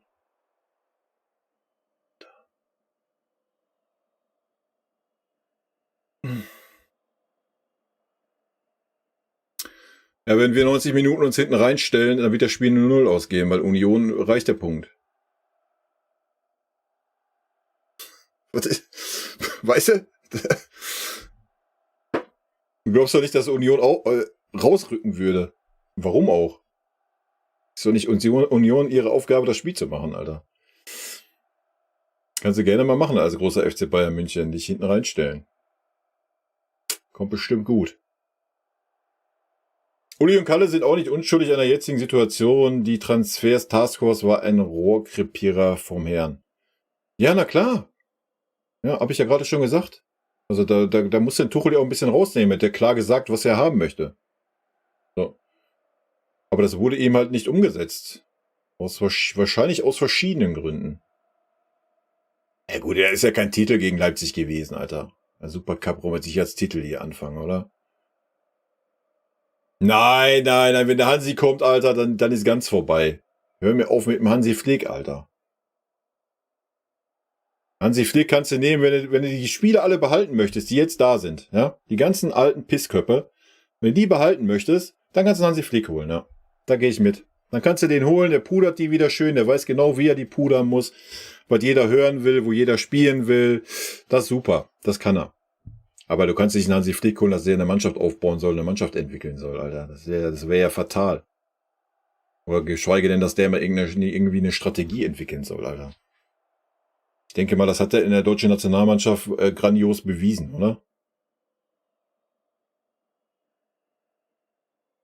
Junge, Hansi Flick, Alter. Da kannst du besser einen Jogi Löw holen. Weil der bringt einen Hansi Flick als Co-Trainer mit. Hör mir auf. Wirst du Tor noch eine Chance geben, wenn wir titellos aus der Saison gehen und, was war das? Champions League gegen Real Madrid oder sonst was ausscheiden? Ja gut, das eine beinhaltet ja das andere. Wenn der Tuchel jetzt den Schalter umlegt am Mittwoch, worauf ich sehr gespannt bin, ja, dann hat der Tuchel natürlich eine Chance. So, weil der muss den Schalter jetzt umlegen, Alter. Wenn das jetzt nicht knallt, der den Schalter nicht umlegt, dann ist vorbei. Dann ist durch das Thema. Also für mich persönlich. So, das muss ja jeder für sich wissen. Aber dann ist das Thema durch. So. Und du musst endlich mal da noch anfangen, habe ich ja gerade schon gesagt, du musst doch jetzt endlich mal anfangen, eine eigene Strategie zu entwickeln, Alter, wie du Fußball spielen möchtest. So, der Tuchel ist jetzt ein Jahr da. Was ist in dem einen Jahr passiert? Gefühlt nichts. Ja, wir haben in der Hinrunde, wir waren ein bisschen stabiler, wir haben ab und wann mal einen Rückstand aufgeholt, wir haben mal noch einen Unentschieden geholt, wir haben das Glück gehabt, dass so ein Taylor als Joker gefunzt hat, wir haben das Glück gehabt, dass Spieler durch eine Einzelaktion die Spiele entschieden haben, aber fußballerisch haben wir einen Schritt nach vorne gemacht? Im Offensivspiel? I don't know. Ja, wir haben viele Tore geschossen, eben aus genannten Gründen. Wobei, wenn du Bochum und Darmstadt mal rausrechnest, bist du auch wieder auf ein normales Level. Weiß ich nicht. So, es wäre schön, wenn da mal ein Reporter wäre, der den Tuchel mal fragen würde, Thomas, was ist deine Spielphilosophie hier beim FC Bayern München? Und wie weit hast du die jetzt nach einem Jahr umgesetzt? Das wäre mal, worauf ich gerne eine Antwort hören würde. Und dann könnte ich mal sagen, ja, könntest du den vielleicht mal beurteilen, aber. Bild, Alter. Rucksack, servus. Pep würde ich gerne nochmal bei uns sehen. Ich würde Pep auch gerne bei uns sehen, aber das wird nicht mehr passieren.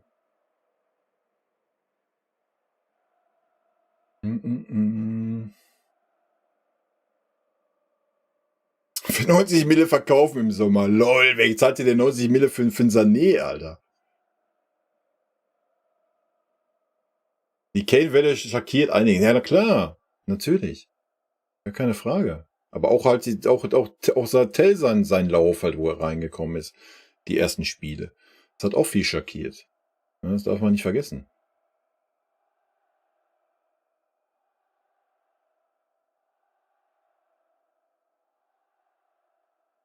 Wieso hat Kimmich gespielt, obwohl er das Trainingsjahr verpasst hat? Weil Kimmich immer spielt. Das ist ja unser Problem. Ja. Aber es lag gestern nicht am Kimmich. Oder vorgestern. Es lag nicht gestern war es. Es lag nicht am Kimmich, Leute. Also, daran lag es nicht.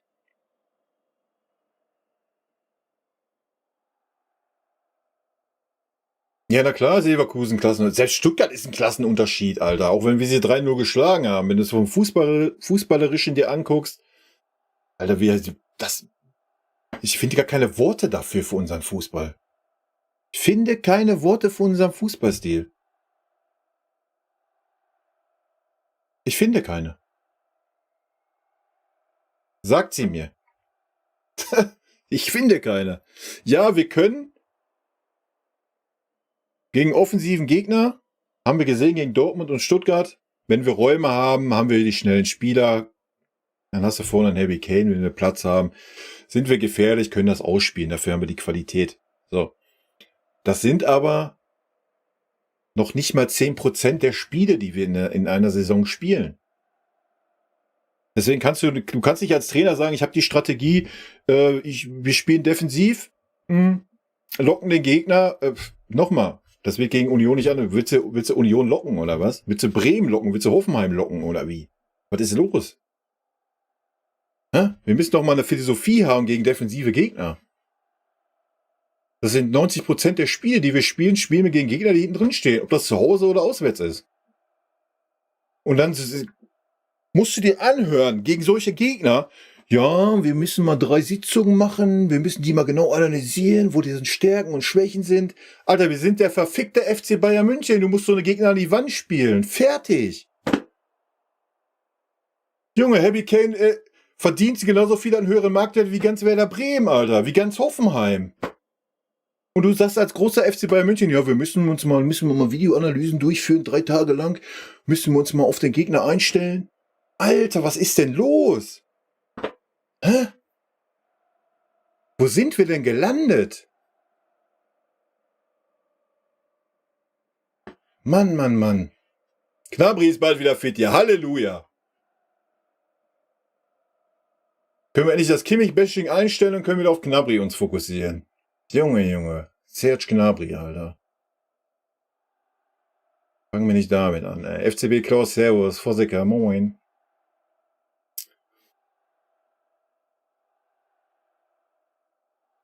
Was geht's gerade? Um alles, Alter. Alles. Muss mal alles raus jetzt. Ich habe in der Hinrunde gesagt, ich gebe dem Tuchel persönlich Zeit für die Rückrunde. Ja. Ist jetzt vorbei, Leute. Jetzt ist vorbei. Mittwoch ist allerletzte Chance von meiner Seite. Da muss jetzt knallen. Ja, ich sehe den Leimer schon eher als Achter. Als Sechser. Kommt aber darauf an, wenn du mit einer Doppelsechs spielst, ja, kannst du einen Leimer als Sechser stellen, ja. Aber ansonsten verschenkst du einfach die Stärke vom Conny. Ja. Wir haben das gegen Bremen gesehen, wo er mal 2 Minuten mittig war, wo wir Dreierkette gespielt haben. Das ist einfach eine Maschine, Alter. Das hat aber, guckt euch die Leipzig-Spiele an von letzter Saison. Also, da seht ihr, was ein Conny kann, Alter. Und der versauert auf der Rechtsverteidigerposition, was er absolut nicht kann. Also, und dann hast du einen Kimmich, der das kann und du tauschst die nicht einfach. Weil das zu logisch wäre oder zu einfach wäre. Aber nein, das macht ja die Mannschaft freiwillig. Das kommt ja nicht von, ist ja keine Trainerentscheidung, ne? Ist ja, kannst den Trainer nicht für in die Pflicht nehmen, dass ein Kimmich immer auf der 6 spielt. Das geht ja nicht. Ja, ist auch so, los in Thailand. Ist doch so. Junge, gegen Basel und gegen Bremen kommt ja an kein Gegenspieler vorbei. Kingsley Coman.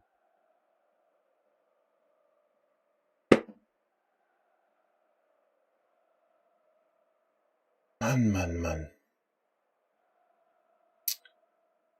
Bin auch so angefressen, aber wenn sich der Trainerstab 65 Minuten diesen uninspirierten Kick anschaut, ohne auch nur irgendwas zu ändern, hilft es nichts, auf den Spielern rumzuhacken. Meine Geduld mit Tuchel ist sowas von aufgebracht. Zitat in der PK, ich hatte daran gedacht, auszuwechseln. Solange er keine Konsequenzen zeigt, können sich die Spieler es.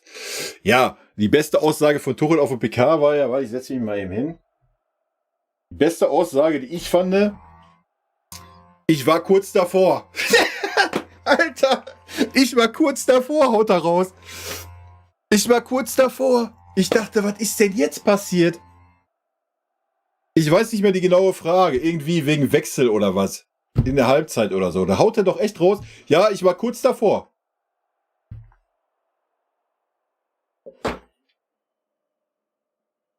Junge, ich war kurz davor. Ich hätte fast was getan, aber nein, ich habe mir gedacht, komm, ich guck mir die Scheiße noch 25 Minuten an, ist doch super. Ich war kurz davor. Junge.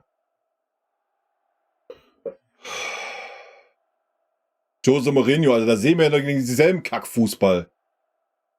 Jose Mourinho, Alter, dann nehmen besser den Glasner, ey. Jose Mourinho, Alter.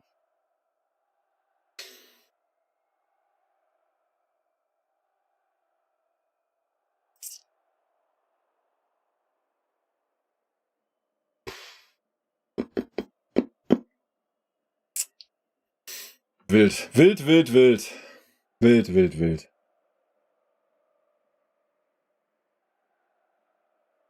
Real Nico vom Werder-Kanal hat echt geheult am Ende, wo Bremen wieder gewonnen haben. Historischer Sieg der Bremer viel bedeutet. Ja, hat man ja auch gesehen. Ja, und war ja auch hoch verdient, da gibt's gar nichts dran zu deuteln.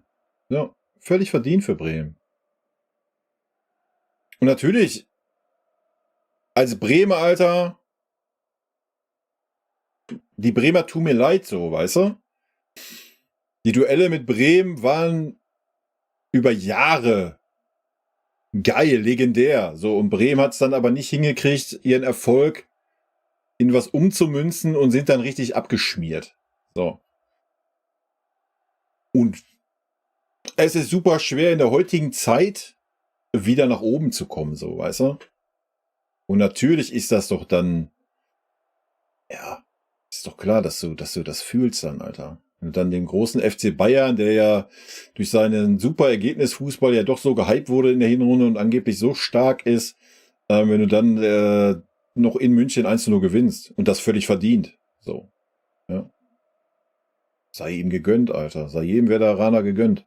Ist gar nichts dran zu diskutieren.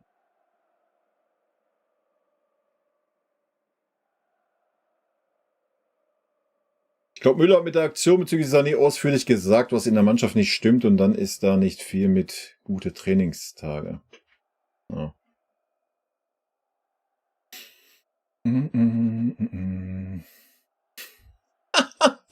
Wir werden gegen Union zurückschlagen, weil wir immer nach einer Niederlage gewinnen. Siehe gegen Dortmund und Stuttgart, wo wir 2 Spiele davor verloren haben.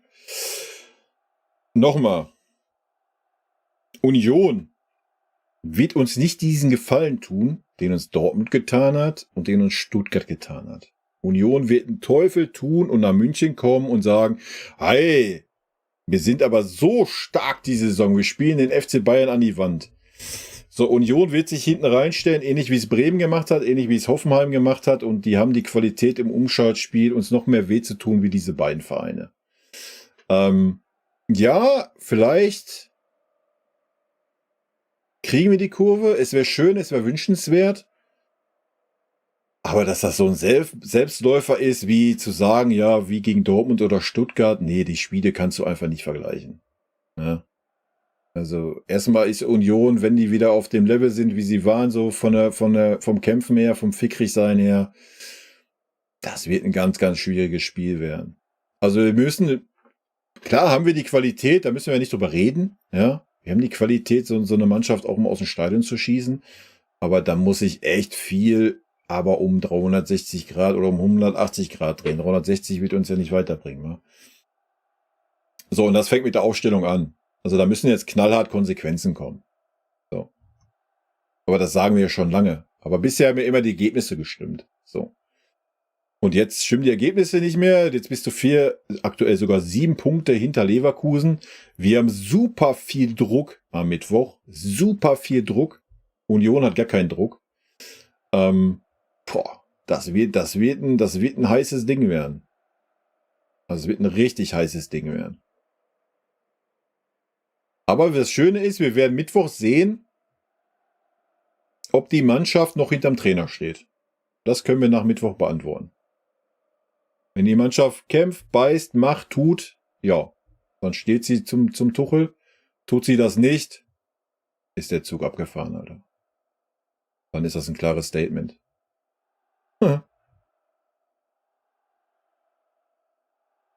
Weil warum sollte Tuchel den Schalter jetzt umlegen? Er hat den Schalter nicht mal gegen Frankfurt umgelegt. Wegen seinen Aussagen auf der PK. Das ist, was bei mir die Hoffnung geweckt hat. So, er hat das ganz klar angesprochen, was Phase ist. Auch die einzelnen Spieler teilweise. Und der Ansprache muss er jetzt Taten folgen lassen. Ganz einfache Kiste. Jo. Wenn das nicht ist, wenn die Aufstellung wieder ist, wie immer, dann alles gut. Dann gehe ich hier mit allen mit, die seit Wochen schreiben, Tuchel raus, Alter. Dann bin ich auch soweit. Dann hat er mich soweit. Ja.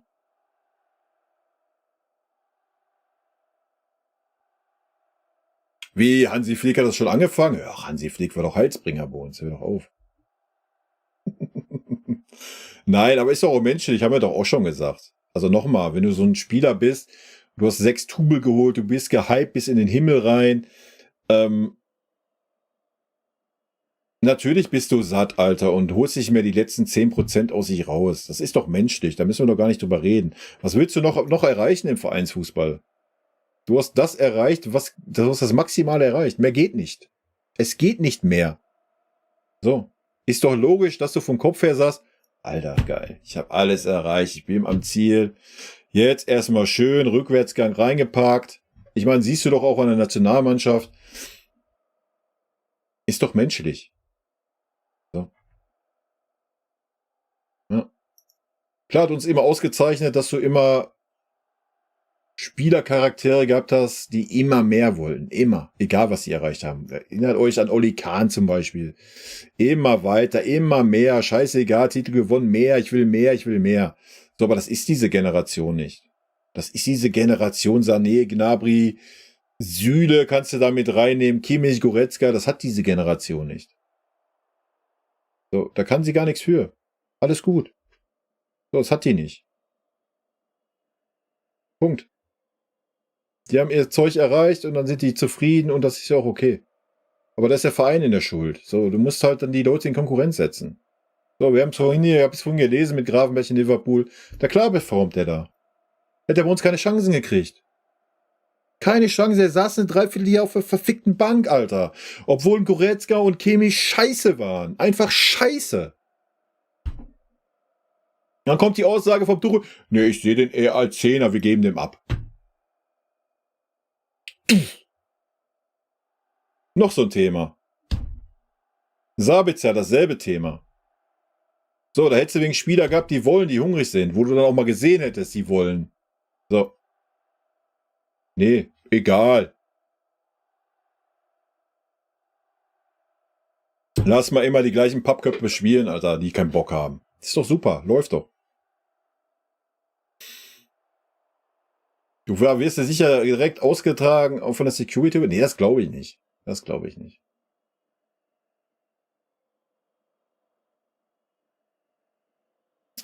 Hab als keine Statistik gesehen, Tuchel ist nur im Ballbesitz besser, wenn ich mich nicht irre. Also was besser? Als Nagelsmann, oder was?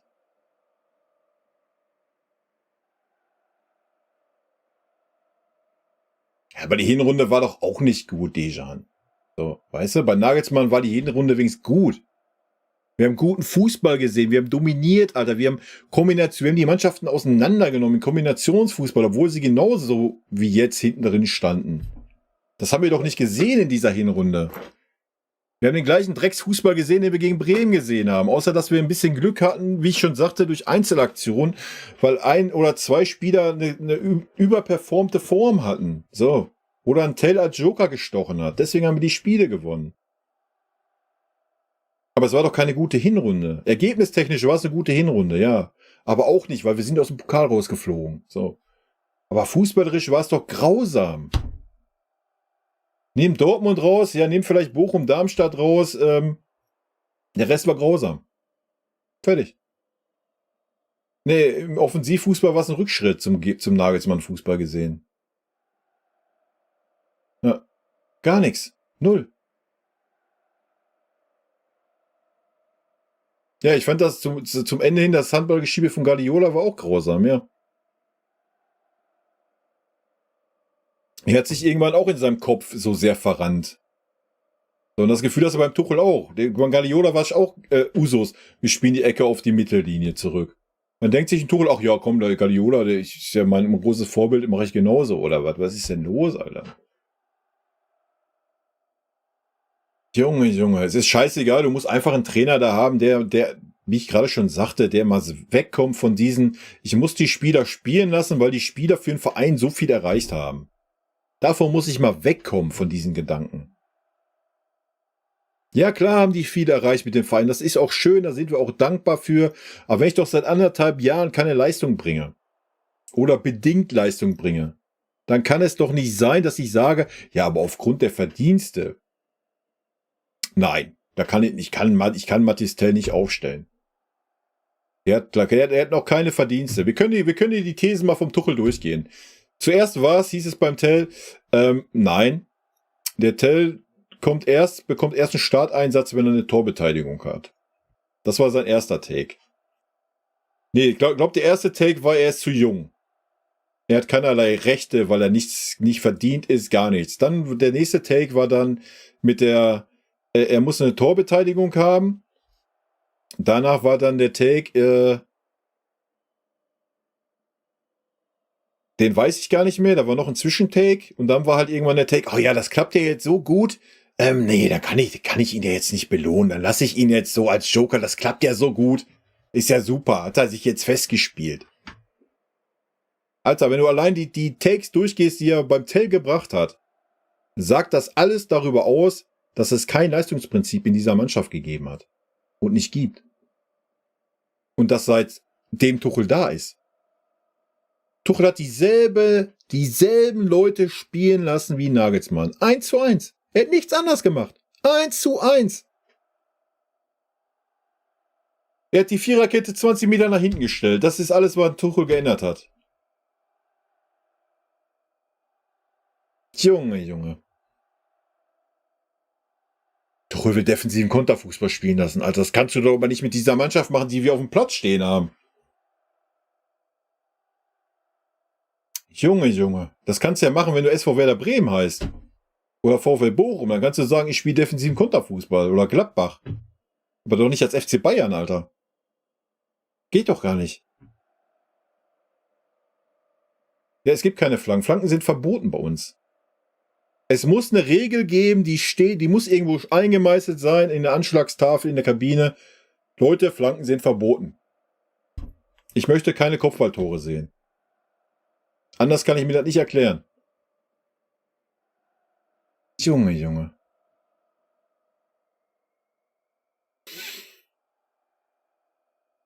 Nee, ich habe mir vom Tuchel halt auch was anderes erwartet, wo er gekommen ist. Ich habe so viel gehalten vom Tuchel. Verstehe das auch nicht. Verstehe das nicht, warum der sich... Ich weiß es nicht. Echt nicht. Ich krieg's in meinen Kopf nicht rein, warum der sich so anscheinend verbiegen lässt, so. Aber schon wo er gekommen ist, er hat nicht die Eier gehabt, so... Ja, wahrscheinlich... Keine Ahnung, aus Angst, dass er halt alle 3 Titel verspielt. Was er am Ende des Tages aber genau damit getan hat. Dass er an denselben Graupen festgehalten hat. Ja, wir haben dann den Meistertitel geschenkt bekommen. Alles gut, Leute. Weiß ich. Aber das kann ja kein Argument sein. So. Dann gab die neue Saison. Dann hat Tuchel gesagt, ja, hier Kimmich, Goretzka, nee. Fühle ich nicht, keine Führungsspieler, gar nichts, bla, Sülz, will ich nicht, ich will den Bisa Rice oder was, den brauche ich brauche einen Sechser, ich brauche dies, ich brauche einen rechten Verteidiger, ich brauche das. Was hat er davon gekriegt? Nichts. 0. So. Da kannst du den Verein nämlich gleich mit in die Bringschuld nehmen. Entweder hättest du dann gesagt zur Saison, pass mal auf, das passt nicht, wir haben uns was anderes vorgestellt, Hovido, ja. Oder du musst halt sagen, ja, das ist unser Trainer die nächsten 2 Jahre und dann müssen wir zusehen, dass wir auf einen Nenner kommen. So. Aber irgendwie ist das gerade so eine Mischmasche. Deswegen verpflichten wir auch keine Spieler, die der Tuchel will. So versuchen irgendwie was auszuleihen. Alter, was geben wir gerade wieder für ein Zeugnis ab, Alter? Wie es vorhin hier stand vom GB. Wir wissen seit einem halben Jahr, wir brauchen einen rechten Verteidiger. So. Aber klar kannst du jetzt keinen rechten Verteidiger verpflichten oder sagen, ja, nehmen wir hier unseren Ansu oder wie heißt er, unseren 17-Jährigen, den wollen wir haben als Verteidiger der Zukunft, wenn der Trainer das nicht möchte. So, deswegen musst du jetzt einen rechten Verteidiger verpflichten, womit der Trainer auch sagt, jo, ist okay. So, der Trainer hat jetzt zu 2, 3 Verteidiger gesagt, jo, ist okay, aber klar wollen wir jetzt nicht 25 Millionen ausgeben, Verteidiger verpflichten und dann ist Tuchel am Ende der Saison weg, dann haben wir wieder den Buna Sada hocken, diesmal verdient der 6 Millionen und hockt auch wieder 3 Jahre. Und spielt kein Spiel, so. So, das Gefühl hat man gerade, was der Verein rübergibt. Deswegen guckt mal, ja, kriegen wir den ausgeliehen mit einer Kaufoption. Alter. Trauerspiel einfach. Also.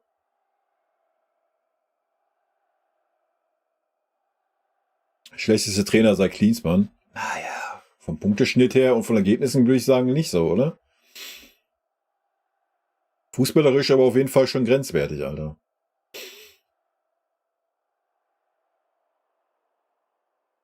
Baumgart wäre der richtige Trainer, Alter. Der wird da mal richtig ran Bude reinbringen. Boah, würde ich den fühlen, Alter. Weil das ist halt wieder so ein Trainer, da müsste halt der Verein sagen, yo. So. Was der sagt, ist Gesetz. So, weißt du? Weil ich glaube, der Baumgart ist nicht so ein Typ, der könnte Neuer mal anklopfen am Trainerzimmer. Trainer, nee, ich möchte keine Dreierkette spielen. Und weißt du, Ne? Der Josh muss immer spielen, ne? Das muss einfach so sein, ne? Ich bin der Kapitän hier, das muss so sein, Trainer. Mit der Baumgart einmal die Käppi abnehmen, Alter, würde den einmal zusammenschreien und dann wäre Ruhe so, weißt du? Aber dann rennen die Spieler ja schön hoch. Bup, bup, bup, bup, bup, bup, bup. Uli, bist du da? Uli? Ach, warte, ich komm mal zum Tegernsee gefahren. Und heulen sich dann da die Bude aus, Alter. Junge. Weißt du, wenn du so einen Trainer holst, das ist ja das Problem mit Nagelsmann gewesen, dann musst du den Trainer halt den Rücken stärken und sagen, hier, pass mal auf, wenn ihr beim Trainer nicht mitzieht, dann verkaufen wir euch. Es ist scheißegal, welche Erfolge oder welche Verdienste ihr für diesen Verein habt. Wir reden von Leistungssport, Alter. Am Ende des Tages reden wir von Leistungssport und nicht von irgendwie, wir sind eine fröhliche Familie und klatschen händeringend um eine Wiese laufen, Alter. Nur weil wir unbedingt das Mir Samir wiederbringen wollen. Aber das Mir Samir bringst du nicht wieder mit Spielern, die A, nicht für diesen Verein brennen, siehe Fonzie Davis, Spieler wie Kimmich, Goretzka, die nur noch existieren, ja, die keinerlei Ehrgeiz mehr haben oder Anspruch haben, was sie natürlich kommunizieren, aber sportlich nicht abliefern. So, die wollen natürlich gar nicht erst weg. Die sind ja in ihrer Wohlfühloase. So, aber wo hast du denn das Gefühl, dass da mal eine Mannschaft auf dem Feld steht oder dass es irgendein Mir-Samir-Gefühl gibt? Gibt es nicht. Ist nicht vorhanden in dieser Mannschaft. Seit 2 Jahren nicht. Du hast das Gefühl, hier ist so ein Grüppchen, da ist so ein Grüppchen, hier ist noch so ein Grüppchen. Das eine Grüppchen ist sauer, weil das eine Grüppchen ist der Kimmich und der Sané und bla und Sülz. Und der Kimmich will ja schon seit 3 Jahren unbedingt der Dida hier sein. Und scheiße, der Manu Neuer ist wieder zurückgekommen. Jetzt ist der wieder Kapitän.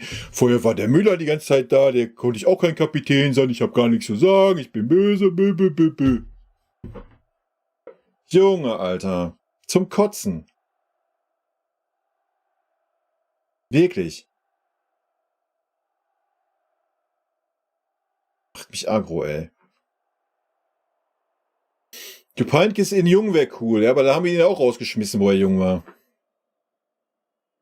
Aber hat der Uli ja gesagt, war einer seiner größten Fehler. Ja, Union hat mit Sicherheit so viel trainiert nach ihrem Spiel, was abgesagt wurde, Alter. Mann, ey. Nee, du hast halt das Gefühl, da ist keine Mannschaft. Das ist einfach so. Das hat der Tuchel ja auch selbst vor der Saison so ein bisschen durchblicken lassen, ne? So, deswegen wollte er ja auch was ändern und hat davon geredet, er will eine neue Achse bilden, er hat keine Führungsspieler. Ja, aber wenn der Verein da nicht mitzieht, zieht der Verein nicht mit, so. Und dann muss der Verein am Ende des Tages dann auch die Konsequenzen tragen, Alter.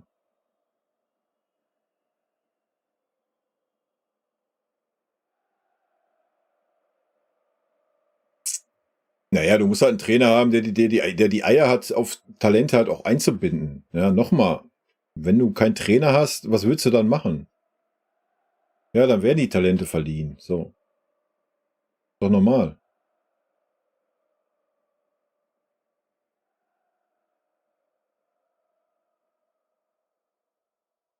Die Mannschaft braucht einen großen Umbruch, mindestens 7 Spieler müssen weg. Naja, das Problem ist, dass wir den Umbruch seit 3 Jahren schleichend versuchen. Ich kann mich noch daran erinnern, so wo Robbery und so Ende war, da hieß es, ja, wir haben jetzt die schwierige Aufgabe, wir müssen jetzt einen Umbruch starten. Dann hat man irgendwie 2 Spieler verpflichtet. Das war dann der große Umbruch. So, und daran die letzten 3 Jahre immer dieselbe Scheiße. Wir diskutieren immer über dieselben Spieler, die dieselben schlechten Leistungen bringen. Und wir reden jedes Jahr vom Umbruch und es passiert nichts. Gar nichts. Und dass die Spieler nicht weg wollen, ist doch völlig klar. So, die Spieler verdienen mehr als gutes Geld bei uns. Ja, es gibt ganz wenig Vereine, die mehr Gehälter zahlen wie wir. Und diese Spieler spielen immer. Und wenn du dann sagst, ja, wir haben jetzt Angebote für Herrn Goretzka, Herrn Kimmich. Nee, ich will hier gar nicht weg von dem Verein. Ich bin hier super glücklich, super zufrieden. Ja, na klar sind die das. Da musst du halt mal Konkurrenten kaufen und musst die Konkurrenten mal spielen lassen in Konkurrenz. Und dann sitzen die guten Herren mal 10 Spieler auf der Bank und dann wollen die auf einmal auch weg. Weil die wollen ja spielen und die wollen ja vielleicht nochmal bei der Nationalmannschaft spielen und sowas. Obwohl man das Gefühl hat, bei so Kimmich und Goretzka, ich glaube, das ist denen mittlerweile auch irgendwie scheißegal, so kommt das rüber. Aber dann hast du übrigens Argumente zu sagen, ja, Junge, du siehst doch selber, dass du hier nicht mehr erste Wahl bist, so. Aber das ist ein Spieler, der immer spielt, warum sollte der wechseln, Alter? Und der die ganze Zeit gepudert wird vom ganzen Verein, von allen Seiten. So, warum sollten die wechseln wollen? Mann, Mann, Mann. Letzter Take, den ich für heute noch loswerden muss. Die Bremer wollten aber auch einfach. Anders als die Bayern-Spieler, die in den ersten 70 Minuten auf dem Platz waren. Die haben 70 Minuten richtig gut gespielt. Warte, ich muss deinen Post raussuchen.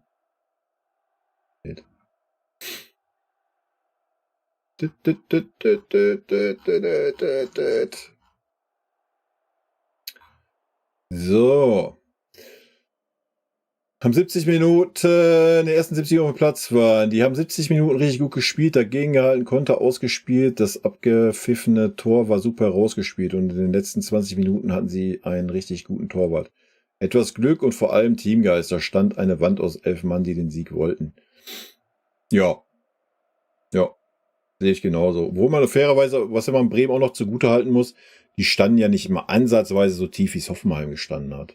Ja, die haben es ja schon eigentlich 20 Meter vorher wegverteidigt. Die haben uns ja gar nicht zur Entfaltung kommen lassen. Ja, zum Ende hin dann, so die letzte Viertelstunde haben wir alles, was auch ein Harakiri-Spiel war, ja, also wenn Bremen da 1, 2 Bälle besser ausgespielt hätte, deswegen sage ich ja, gegen Union wird kein Selbstläufer. Union ist da mit Sicherheit gefährlicher, was das Umschaltspiel anbelangt. Wird das eine wilde Nummer werden. Aber wie du es sagst, also das Spiel war völlig verdient für Bremen. Also da gibt es gar nichts zu diskutieren.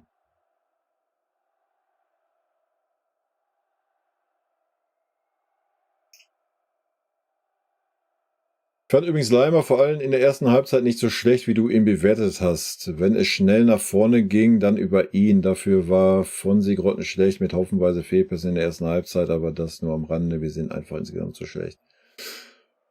Ich sehe den Conny einfach nicht als Rechtsverteidiger. Punkt. Und es ist auch albern, dass ein Conny irgendwie da mal versucht, einen Kingsley Coman zu hinterlaufen oder sowas. Das ist vergebene Liebesmüh, weil der Ball kommt da eh nie an und Flanken sind bei uns eh verboten. Also das ist ja lächerlich.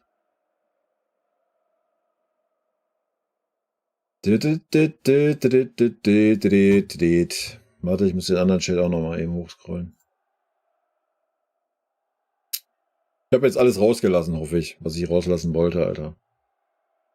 Mache aber, muss ich einen Triggerpunkt hier, dann geht das wieder von vorne los. Junge, Junge.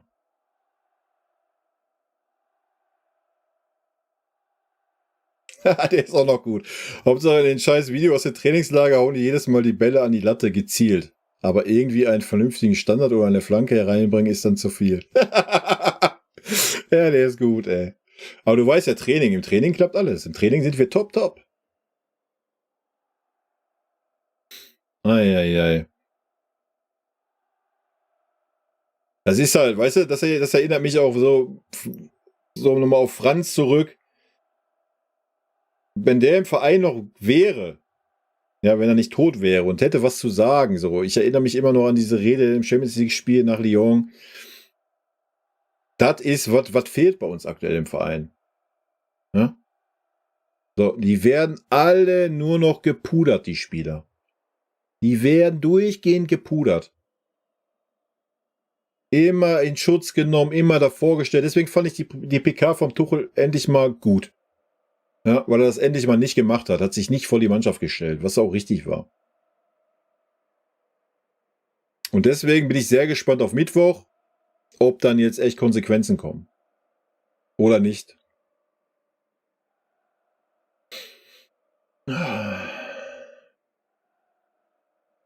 Ja, dass wir dann für den Tell noch 30 Millionen gezahlt haben, ist noch die andere Sache. Aber das ist ja das, was ich sage. Du hast als Verein, hast du gerade diese Strategie. Ich meine, Tell ist schon ein bisschen länger da. Aber auch mit dem Grafenberg zum Beispiel, was ein super geiler Spieler ist. Du hättest ihn einfach nur spielen lassen müssen, Alter. Der hätte 100%ig seinen Weg gemacht bei uns. So, du hast diese Strategie als Verein und verpflichtest dann einen Trainer, der das genau das Gegenteil hat. Nee, mag ich nicht. Nee, ist mir zu jung, will ich nicht, zu unerfahren, stehe ich nicht drauf. Was ja okay ist, wenn er diese Art Trainer ist, was er ja gezeigt hat, so auf Chelsea und sowas alles. Völlig legitim. So, aber dann muss ich mir doch eingestehen als Verein, dass der Trainer nicht passt. Und dann ist doch gut. So, da muss man doch offen und ehrlich miteinander sein und dann muss sagen, pass mal auf, Trainer, so hier, das stellen wir uns vor. Gehst du das mit oder gehst du das nicht mit? Und dann sagt der Trainer entweder ja oder nein und dann ist gut. So. Aber irgendwie hat man das Gefühl, der Verein möchte gern das machen, Tuchel macht das und es passt absolut nicht zusammen. Und das seit Anfang der Saison, ne? Ist ja nicht jetzt erst wegen dem Bremen-Spiel oder was weiß ich, dem Frankfurt-Spiel oder wie auch immer, Alter. Das ist ganz wild irgendwie. Ganz wild.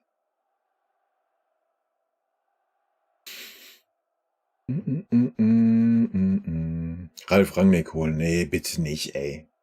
Bitte, ey. Ach, nein. Ralf Rangnick ist wie Marcel Reif, Alter. Die kannst du beide in einen Sack nehmen und draufkloppen, ey. Triffst immer einen richtigen. Ralf Rangnick, Alter. Das ist so ein unsympathischer Drecksack, Alter. Boah, ich hasse den Typen. Das könnt ihr euch nicht vorstellen. Junge, Junge. Junge, ne. Das kann ich mir noch niemals bildlich vorstellen in meinem Schädel, Alter.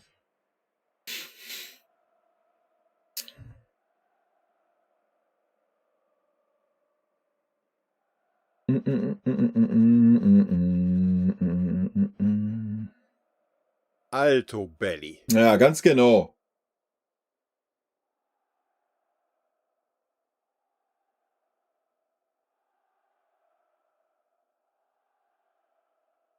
Stunde hinterher beim Chat. Frech, oder? Ihr schreibt einfach zu viel. Oder ich quatsch heute zu viel. Ich reg mich zu sehr auf heute.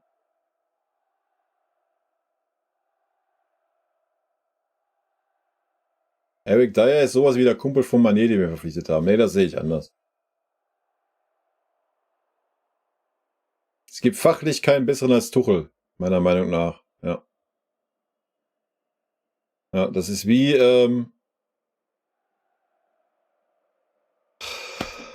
was soll ich da für ein Beispiel bringen? Das ist genau wie im Handwerk die ganzen Theoretiker sind, die noch nie irgendwie dann wirklich vor Ort waren. Ja, die sind fachlich auch alle top, aber haben keine Ahnung von der Realität, Alter. So, da bringt dir deine ganze fachliche Kompetenz nichts.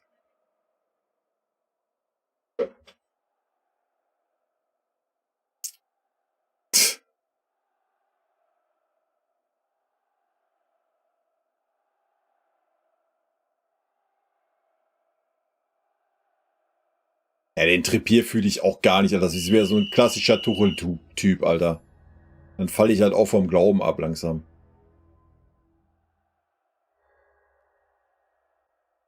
Ich glaube, bei FC Bayern gibt es eine wirklich grenzwertige Seilschaft aus Spielern und Funktionären und der Trainer ist machtlos gegen diese Seilschaft. Ja, pff.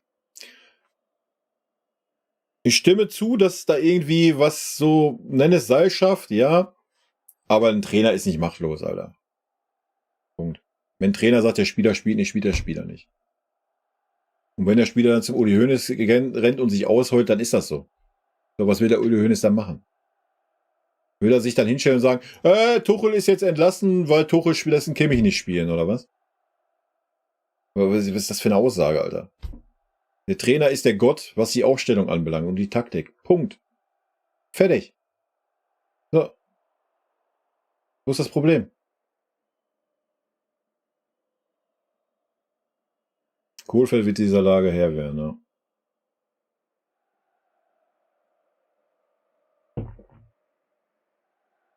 Guten Abend, wie ist ein FCB-Shift möglich? Die fehlende Konstanz nervt. Wir haben doch eine Konstanz. Konstant schlechten Fußball haben wir diese Saison. Ist doch alles gut. Im Punktedurchschnitt ist Tuchel der schlechteste von... Nee. Ernsthaft? Das ist aber schon wild. Nach der Hinrunde ist er der schlechteste im Punktedurchschnitt? Gut, die Rückrunde war jetzt nicht berauschend, ja, das stimmt. Wild. Wild, wild, wild.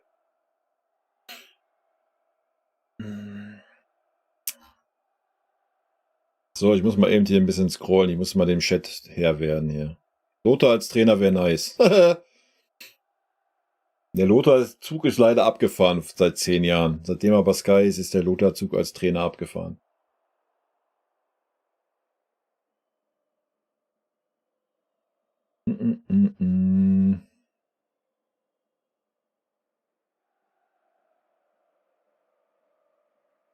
Das Beste, was passieren kann, die 2 nächsten Spiele verlieren und in der Champions League rausfliegen. Dann hat man Zeit, die letzten 13 Spiele junge Spieler einzubauen. Ja, nochmal, also... Ich glaube nicht, dass so ein Pavlovic jetzt irgendwie bisher gezeigt hat, dass er irgendwie ein Risiko wäre. Ne? Aber das hätte schon zur Hinrunde passieren müssen, aber ist halt nicht passiert. Ich habe jetzt heute gelesen, ja, wir denken jetzt doch darüber nach, dass ein Palinja jetzt wieder ein Thema ist. Also wenn wir jetzt so weit sind, ne? Wenn wir jetzt so weit sind, dass wir jetzt als Verein irgendwie 2 oder 3 Kurzschluss-Reaktionstransfers machen, dann weiß ich auch nicht mehr weiter, Leute. Also dann, I don't know. Dann muss ich unserem Verein jeglichen Sachverstand absprechen. Also ich meine, die Sommertransferphase war schon grausam. Davor das Jahr war schon grausam, aber wenn wir jetzt so einen Take noch machen sollten, dann weiß ich auch nicht mehr.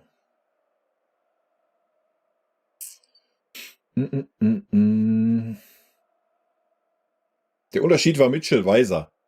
Ja, das Geilste war ja,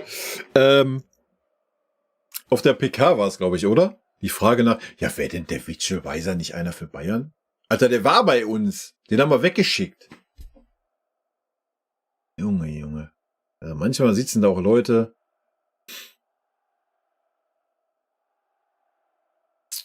Das heißt nicht wollen, denke, das ist unbewusst, weil kein Team, wie gesagt, spielen immer die gleichen scheiße oder schlechte Spiel. Ja. Pavlovic und Leimer Mittelfeld würde ich halt auch echt fühlen, ne? Je nach Gegner kannst du natürlich auch einen Goretzka da vorne hinstellen, auf der 8. Warum nicht? Logisch. Ja, und bald ist Gnabry wieder fit. Ja, geil. Ich freue mich schon drauf. Der einzige Meistertrainer, den man holen soll, ist der Klopp. Wäre traumhaft, aber mit Sicherheit sehr schwierig. Klopp willst du nicht. Nee, Klopp. Nee. Er würde natürlich vom Trainertyp passt er wie Arsch auf Eimer. So. Also wie gesagt, Klopp ist der Trainer, der ist wie Leonidas in 300, Alter. Also wenn der die Mannschaft nicht motivieren kann, dann kann es keiner. Konjac RV macht keinen Sinn. Nee, macht er auch nicht. Ist Conte nicht auch frei?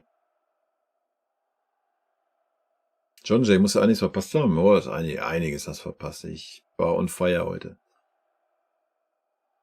Ich weiß, warum Tuchel gegen Flanken ist. Diese führen manchmal zum Ballverlust. Das kann sich ein FCB nicht erlauben, also nicht Flanken, immer den Pass spielen, so behält man den Ball. Ja, ganz genau. Deswegen spielen wir die Ecken jetzt auch bis zur Mittellinie zurück. Weil überleg mal, du würdest reinflanken und würdest den Kopfball gewinnen und würdest ein Tor erzielen. Dann hast du ja einen Ballverlust, weil der Gegner hatte dann den Ball beim Anstoß. Das geht ja nicht. Was sind das für Aussagen hier, Alter? Diese ganzen Takes, ne? Ich hoffe, das ist nicht ernst gemeint von dir, ne? Da gehe ich jetzt mal von aus. Aber diese ganzen Takes, die ich hier manchmal lese, ne? Da fällt mir ein Ei aus der Hose. Leute, was ist denn los, Alter? Wir sind der FC Bayern und nicht der VfL Bochum. Wir können als VfL Bochum voll so argumentieren. So, wir stellen uns hinten rein, wir warten, was der Gegner macht und so weiter. Aber doch nicht als FC Bayern, Alter. Als FC Bayern musst du 90% der Mannschaften an die Wand spielen. Die dürfen gar nicht zur Entfaltung kommen. Wo? Auch nur ansatzweise. Wo? Junge, Junge. Was ist Mittwoch? Mittwoch spielen wir gegen Union Berlin.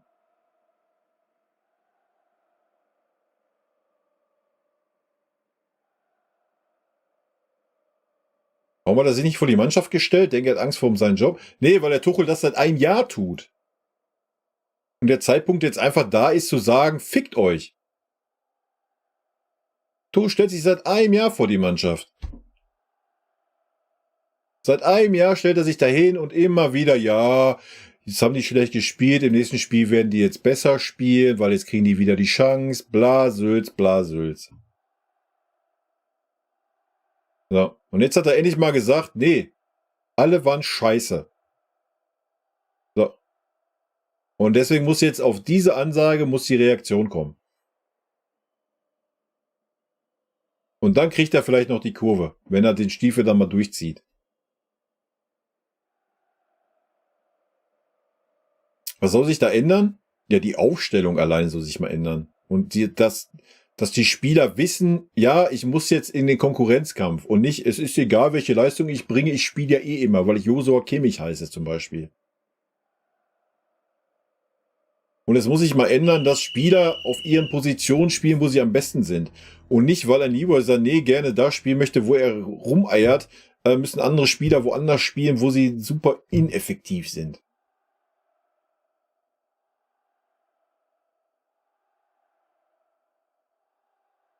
Uwe Seeler Tradition. Nee, das war nicht Uwe Seeler Traditionsmannschaft. Ich glaube, selbst die wären noch ehrgeiziger gewesen. Das Einzige, was gut ist, man kann jetzt locker aufstehen, Meisterschaft ist weg. Ja, das ist ja Schwachsinn. Das ist ja Schwachsinn, Legionär. Meisterschaft ist weg, Alter. Gewinnen wir gegen Union Berlin, gewinnen wir alle Spiele bis zum Spiel gegen Leverkusen, schlagen wir Leverkusen, sind wir einen Punkt hinter Leverkusen. Wo ist dann da die Meisterschaft weg? Ist doch Schwachsinn. Ja, wenn wir die Leistung sehen, brauchen wir nicht an die Meisterschaft denken, die wir bisher gesehen haben, die Saison. Das stimmt schon. Aber jetzt zu sagen, die Meisterschaft ist weg, ist Schwachsinn.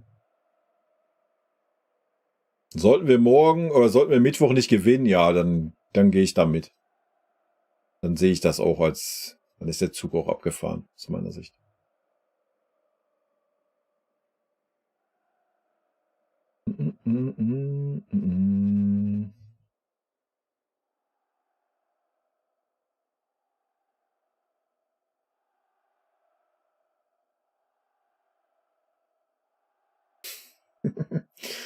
Ja, den Baumgart kannst du aber nicht als Übergangslösung holen.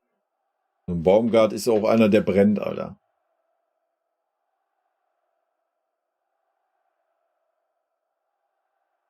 Das ist nicht mal Alternfußball, dafür muss man erstmal eine neue Bezeichnung erfinden. Ja, wie gesagt, so, ich weiß nicht. Es fehlt halt einfach eine Philosophie. Man hat halt, keine Ahnung, man spielt halt den Ball immer und ich meine, wir haben es gesehen, die ärmste Sau ist immer derjenige, der den Ball hat. Es war ja auch die letzten 20 Minuten, es war keiner, der sich bewegt hat, außer der Tell. Ja, der Tell ist von seiner linken Seite auf die rechte Seite in die Mitte gelaufen, hat sich immer wieder angeboten. Der Rest der Mannschaft stand. Die standen einfach vorne. Die standen. Da hat sich keiner bewegt. Die standen auf ihren Positionen und haben geguckt, was passiert. Ja, was willst du dann verlangen, Alter?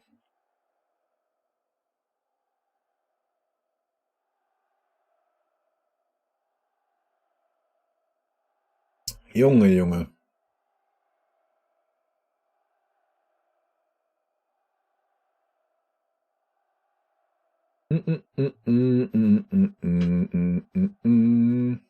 Für wen soll Tell denn spielen? Für Sané oder für Coman? Ist doch völlig wurscht für wen. Ist auf jeden Fall jemand, der sich den Arsch aufreißt. Also kann er sehr gerne mal spielen. Hat er sich verdient.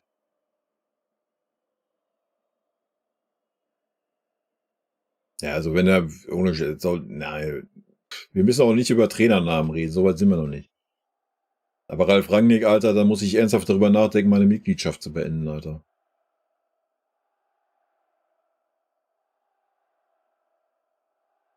Das ist mir egal, der kann gar nicht so viel Erfolg haben, dass er. Ne. Aber ist ja halb so wild, ist ja dann nur mein Problem.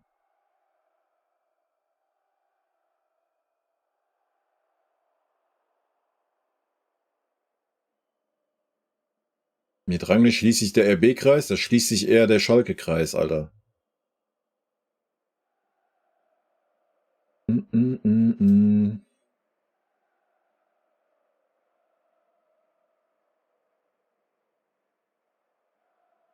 Ja, solange der Uli was zu sagen hat, brauchen wir uns auch keine Sorgen machen, dass ein Ralf Rangnick das Thema sein will.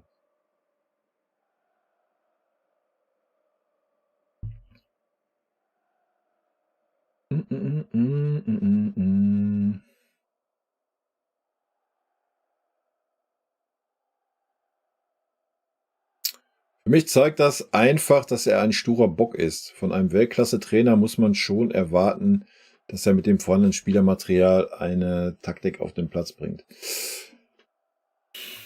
Ja, das ist auch so eine zweischneidige Geschichte, wa? Wir wissen ja alle nicht, was besprochen wurde, wo er verpflichtet wurde. Also wenn Tuchel klar gesagt hat, yo, ich komme sehr gerne zu euch, ich gucke mir die Mannschaft an, ich werde dann aber meine 3, 4 Spieler benötigen, damit ich meine Art Fußball spielen lassen kann und das dann nicht passiert, dann ist auch schwierig, ne? Aber ja, von guten Trainer sollte man erwarten, dass er mit dem Spielermaterial, was wir zur Verfügung haben, was ja nicht schlecht ist, würde ich jetzt mal behaupten einfach, sollte man schon in der Lage sein, eine Strategie zu entwickeln, die auch irgendwas schafft. Ne? Aber wenn das dann halt nicht die Strategie ist, die man gerne spielen lassen möchte, I don't know, ich weiß es nicht. Sind viele Wenn und Abers. I don't know. Ist halt wild. Tuchel ist für mich der Inbegriff von Laptop-Trainer. Das weiß ich nicht. Scheißegal, wie die Spiele ausgehen, Hauptsache die Statistik stimmt, die in dem Tablet drin steht. Aber so jung ist der Tuchel doch auch nicht mehr, oder? Ja, Laptop-Trainer habe ich ihn eigentlich nie so wahrgenommen. Aber wer weiß. Finde die Transferstrategie auch schwierig. Tuchel wurde wahrscheinlich noch irgendeinen 40-jährigen Spieler holen wollen. Hauptsache er spielt in der Premier League. Leach kann das nicht mehr nachvollziehen. Ich kann das auch nicht mehr nachvollziehen, dass wir nur da aus dieser Liga da im Moment die alten Säcke da ins Gespräch bringen. Was ist denn los, Alter? Ja, wenn wir Trippier holen da, dann ist bei mir auch vorbei, ganz ehrlich, sag ich euch. Dann zweifle ich an allem, was gerade da abgeht.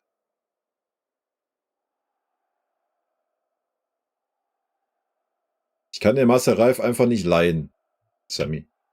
Kann den einfach nicht ab, diesen Menschen. Der hat mir damals einfach zu viel dumme Scheiße über den FC Bayern erzählt. Wo er Kommentator war, der alte Kaiserslauterner Punkt, Alter.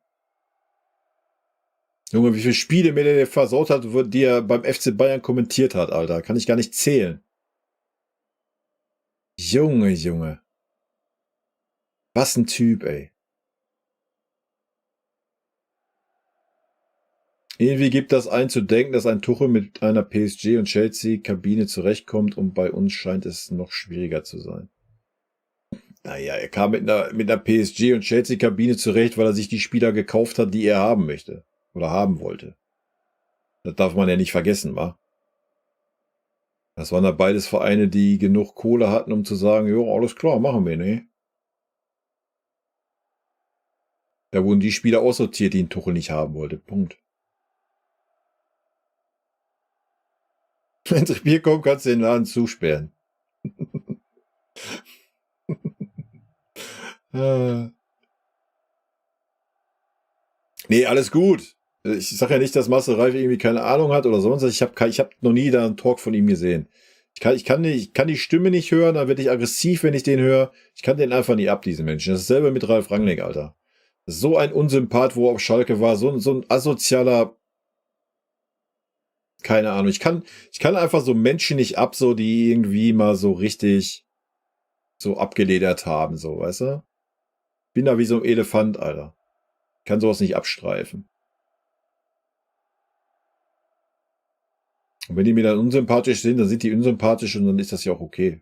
So, dann interessieren die mich nicht und fertig aus. Da können die noch so viel gutes Zeug von sich geben. Ja, ist mir Wurst.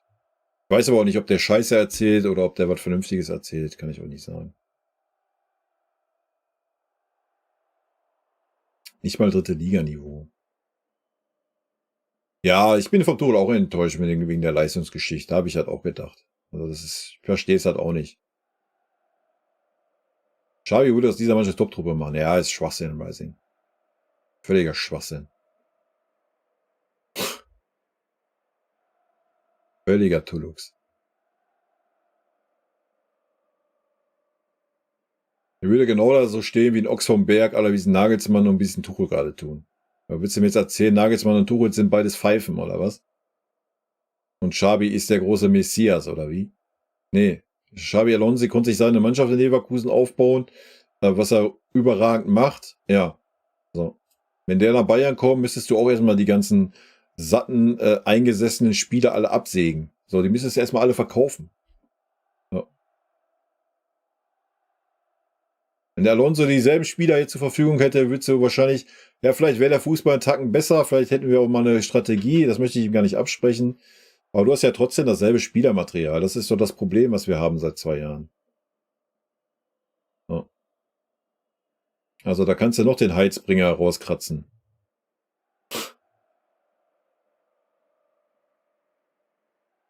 Finde Tuchel hat mit Kim und Kane 2 Wunschspieler bekommen. Dazu hat er auf Pavard gesetzt. Cancelo und Stanisic weggeschickt und dann will er Rice.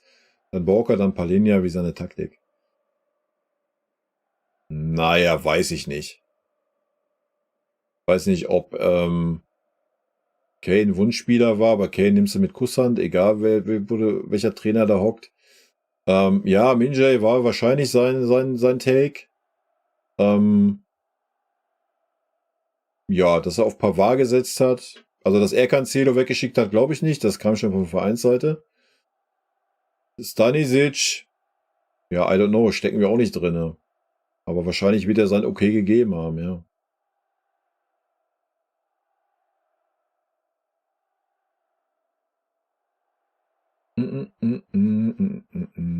Warum hat man Angst, den Spieler zu holen? Weil man den Spieler exklusiv für Tuchel holen würde. Weil wir ein riesiges Talent dahinter haben, was man wahrscheinlich fördern wollen würde.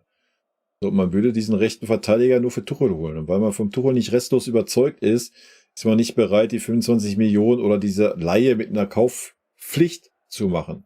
Deswegen ist das ganze Trara gerade. Deswegen möchte man gerne den Spieler mit ausleihen und mit einer Kaufoption versehen. Dass wenn Tuchel kein Trainer mehr ist, nächste Saison ein neuer Trainer da ist, dann sagt der neue Trainer vielleicht, nee, den kann ich gar nicht gebrauchen, der ist mir viel zu offensiv. Ich möchte lieber mit einer Viererkette spielen. So. Das ist das große Problem, was wir haben. Ja? Oder was der Verein gerade ausstrahlt mit genau dieser Transferstrategie. In meinen Augen. Wenn wir so super überzeugt werden vom Tuchel und sagen, Tuchel ist unser Trainer die nächsten 1,5 Jahre, die er noch Vertrag hat, ja, dann gibt es eigentlich gar nichts zu deuten. Dann verpflichtest du den Spieler und gut ist. So, ne?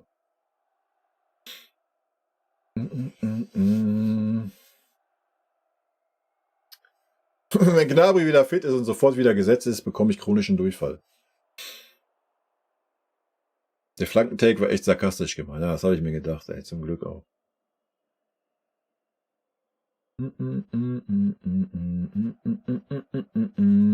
Ja, Gerkan, du hast halt einfach keine Ahnung, Alter. Dann halte ich doch einfach geschlossen. Punkt. Du kannst dich ja gerne über dein SV Werder Bremen, da kannst du dich gerne auslassen, da habe ich keine Ahnung. Aber du musst dich nicht über den FC Bayern auslassen, wenn du ein Spiel gesehen hast, nämlich das Spiel von Werder Bremen gegen Bayern München, Alter. Dann hast du einfach die Goschen zu halten hier. Oder vernünftige Fragen zu stellen, dann würde ich dir das sehr gerne erläutern. Aber einfach nur so einen dummen Take raushauen, den du dir gemacht hast, kannst du dir schenken, Alter. Junge, immer die Leute, die keine Ahnung vom FC Bayern haben, Alter. Die dann hier reinkommen, oh ja, die heulen jetzt rum, weil sie ein Spiel verloren haben. Alter, du weißt gar nicht, worum es hier geht, ey. Junge, dann halt doch die Fresse, ey. Junge, Alter. Dann bleib bei deinem Club, ey, ihr habt verdient gewonnen, alles gut, freu dich, mach ein Tänzchen, Alter. Aber quatsch nicht über den FC Bayern. Und quatsch nicht was von Untergangsstimmung, wenn du keine Ahnung hast, wie unser Fußball ist, Alter. Und wir haben nun mal auch ein ganz anderes Anspruchsdenken als ihr als Veteraner. Nur mal das nebenbei gesehen. Und das hat hier alles gar nichts mit Untergangsstimmung zu tun, sondern mit absolutem Realismus, Alter. Aber wenn du keine Ahnung hast, dann bleib besser bei deinem Club. Junge, Alter. Stimmung, Alter.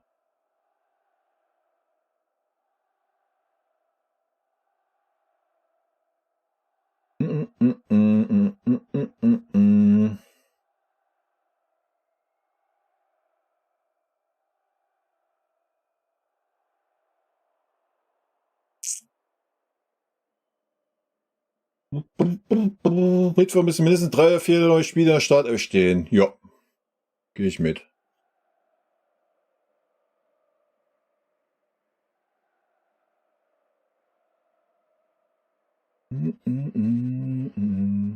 Man hat irgendwie seit über einem Jahr den Eindruck, dass innerhalb der Mannschaft etwas nicht stimmt. Ich gebe dir recht, dass zu wenig Konkurrenzkampf stattfindet, aber das kann nicht das Einzige sein. Nee, da brauchen wir auch nicht drüber reden. Also irgendwas stimmt auch haben wir schon oft genug, auch letztes Jahr schon gesagt. Der Mannschaft stimmt halt auch einfach irgendwas nicht. Aber das kriegen wir ja auch irgendwie anscheinend nicht geändert im Verein. Wie gesagt, da wird einfach generell zu viel gepudert, anstatt Tacheles geredet. Aber es ist in der heutigen Zeit halt einfach auch so. Siehst ja hier dann bist du am Kritisieren, dann heißt es gleich Weltuntergangsstimmung beim FC Bayern, bla, Sülz.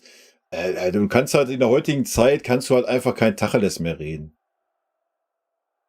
Viele Leute raffen das gar nicht, worüber man redet. Andere Leute fühlen sich gleich angegriffen und Alter, alles ist verweichlicht und Junge. Wild.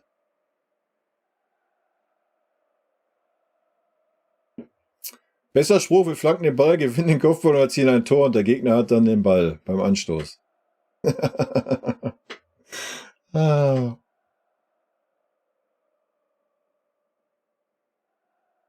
Dortmund war auch mal 10 Punkte vor, das Ergebnis kennen wir alle. Ja, Leverkusen war auch vor 3 Jahren oder so mal 9 Punkte vor. Und darum geht's ja gar nicht. Guckt euch einfach an, wie stark Leverkusen spielt, Alter. Und wie konstant, so.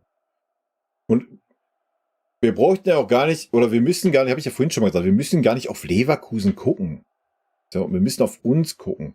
Wenn wir guten Fußball spielen würden, würde ich auch sagen, ja, alles gut. So, alles ist gut, ja, alles ist drinne.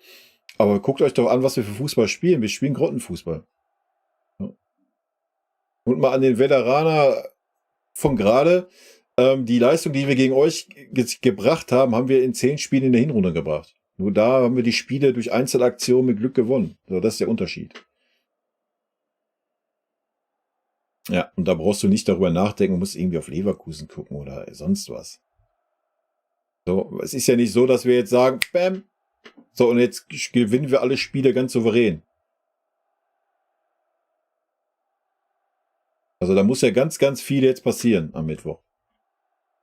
Ja, ansonsten wird's, wenn du dieselbe Stiefel durchziehst, wir werden noch ganz viele so eine Ergebnisse haben wie gegen Bremen. Ja, vielleicht nicht unbedingt verlieren, vielleicht holst du noch irgendwie einen Punkt oder so, aber hätten wir gegen Bremen noch irgendwie ein Tor gemacht, hätten 1-1 gespielt, wäre es genauso schlecht gewesen. Also.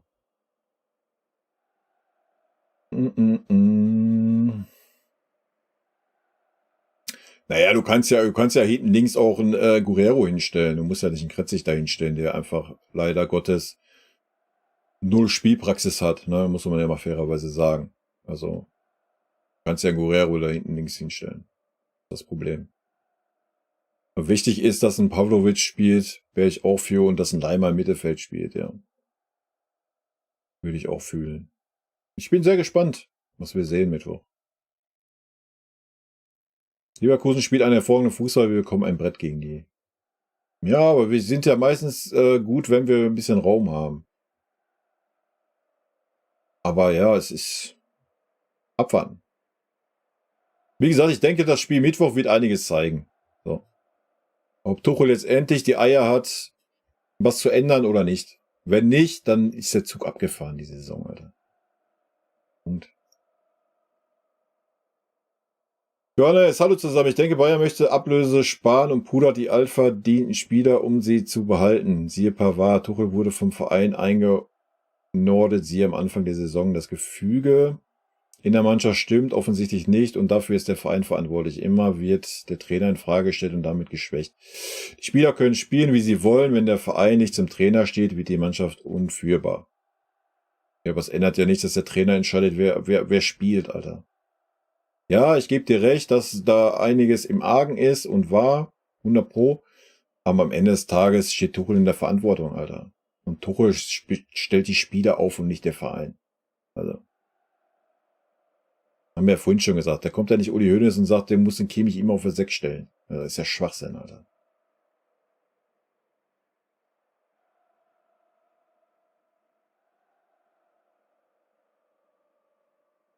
Ja, na klar, haben wir schon schlimmere Zeiten erlebt. Das sagt ja auch keiner, dass wir hier gerade super schlimme Zeiten erleben. Wer sagt das denn?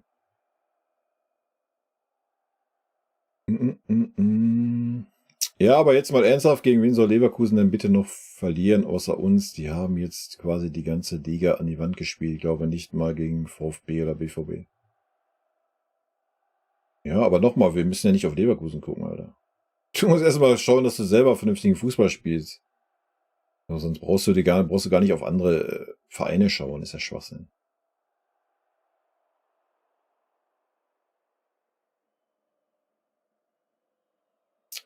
Bam, bam, bam, bam, bam, bam.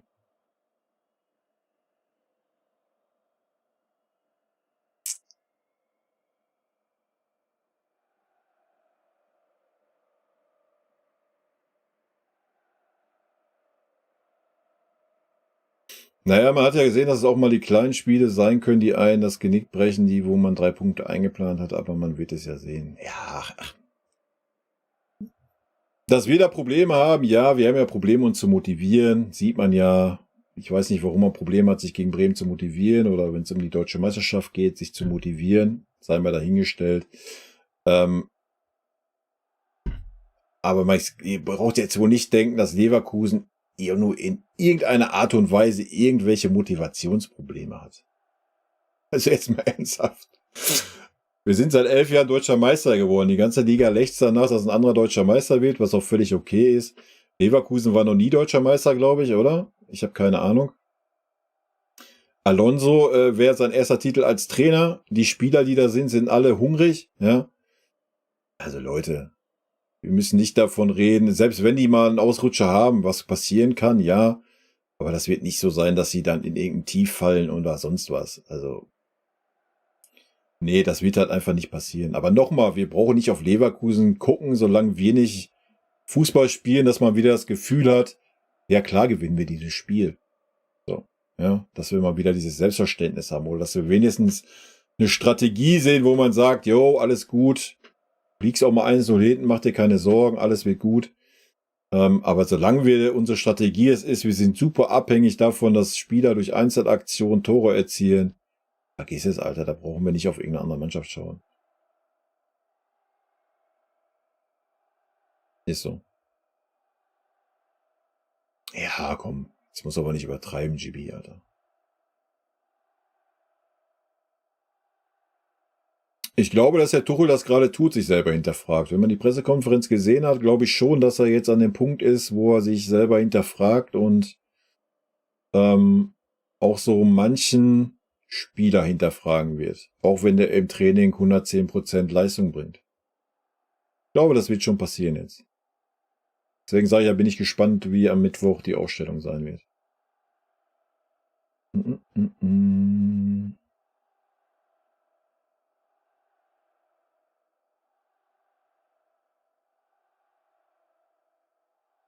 Er hat ja 2 Wunschspieler bekommen, die 150 Millionen gekostet haben. Dann muss er halt mal ein paar Jugendspieler mit einbinden.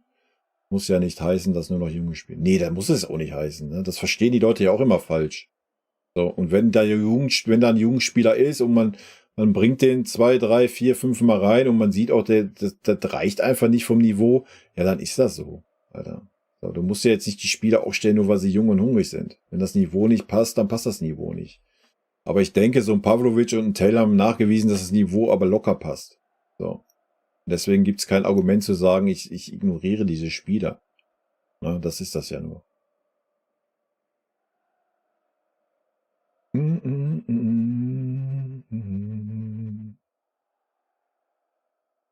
der E-Ball erstmal da ist, dann klappt es bestimmt. Ja, was soll denn dann klappen?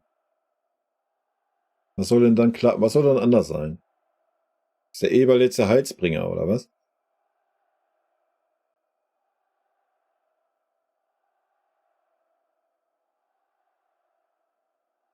Mega unangenehmer Typ, der Marcel. Ja, das muss ja jeder für sich entscheiden. Einer findet den gut, einer findet schlecht. Ist ja wie bei mir auch. Mich finden auch genug Leute ätzend und zu negativ und bla und Sülz. Und dann gibt's ein paar Fanboys, es ist doch überall so. Ist auch völlig okay. Wäre doch langweilig, wenn es anders wäre. Gibt ja auch genug, die den FC Bayern gut finden und genug, die den FC Bayern hassen. Also. Abgehört, Messi soll ganz gut sein bei Inter Miami. Ist auch nicht zu alt. Noch unter 50. Den könnten wir doch noch holen, oder? Weiß nicht, ob wir uns den leisten könnten. Gehaltstechnisch.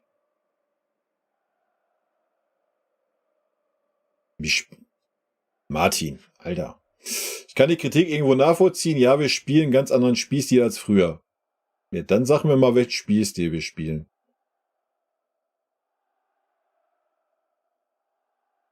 Ja, wen interessiert das denn? Wann? Alter, jetzt mal ernsthaft. Immer diese Argumente, ne? Was ist das für ein Argument? Also, erstmal, sag mir mal, welchen Spielstil wir spielen. Punkt 1. Punkt 2. Was ist das denn für ein Argument? Wann waren wir das letzte Mal nach 17 Spieltagen mit 41 Punkten nicht Erster? Was ist das für ein Argument? Punkt 1. Aktuell ist es nicht so. Wir sind 7 Punkte hinter den Ersten. Punkt 2. Was hat denn jetzt die Punkteausbeute damit zu tun, dass wir Grottenfußball spielen, Alter? Verstehst du den Take nicht, den ich bringe, oder was? Hä? Was hat das denn mit übertreibt man nicht zu tun, Alter? Dann bist du hier definitiv auch auf dem falschen Kanal. Dann geh auf irgendeinen Trini-Falki-Kanal, Alter, vom FC Bayern und freu dich daran, dass du mit 41 Punkten der beste Zweite bist, 7 Punkte hinter Leverkusen und dass wir doch super tollen Ergebnisfußball spielen. Dann ist doch alles gut. Aber zähl mir doch nicht ein von übertreibt man nicht, Alter. Da bist du heute aber kommst du heute aber in der ganz falschen Stimmung bei mir, mit dem richtigen Take. Junge, Alter. Was ist das für ein Zusammenhang? Wir spielen einen ganz anderen Spielstil.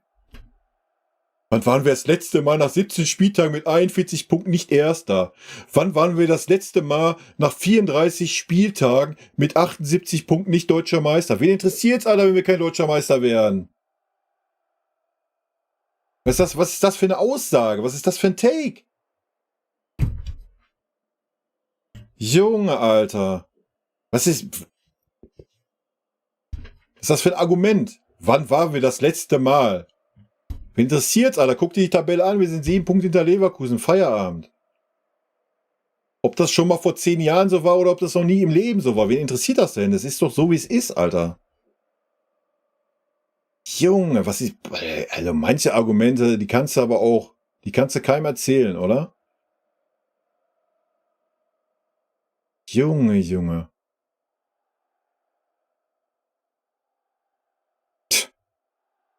Peter Bosch, Alter.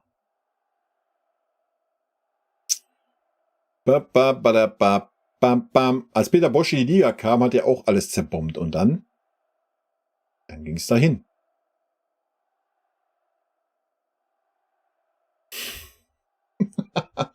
Ach, Dakota, Alter. Dich ignoriere ich jetzt einfach mal mit dem Take, Alter. Es gab eine Petition gegen Marcel Reif. Wegen was? Dass er nicht mehr kommentiert, die Bayern-Spiele, oder was? Welt. Einige Schalker vermissen Ralf Rangnick. Ja, ist ja super, kann er ja wieder hingehen nach Schalke. Ich ja kein Problem mit.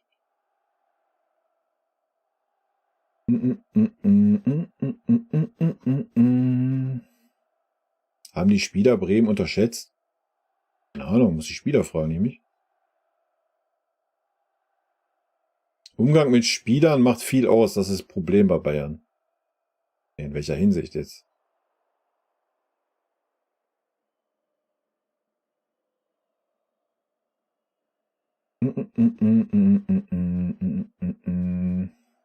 Voll okay, wenn man jemanden nicht mag, mag man ihn nicht. Hat er mich nur interessiert, mir geht es so mit Kai Dittmann. Wenn der ein Spiel kommentiert, drehe ich den Ton aus. Das habe ich bei Marcel Reif zum Ende hin auch getan, Alter. Das ist kein Witz. Weil dann gab es ja zum Glück die Option nur Stadionsound. Aber ich konnte mir den Marcel Reif nicht mehr anhören. Das ist kein Show. Ich habe dann auf Stadionsound gestellt und mal gut. Kein Dittmann komme ich mit klar, ja. Das geht noch.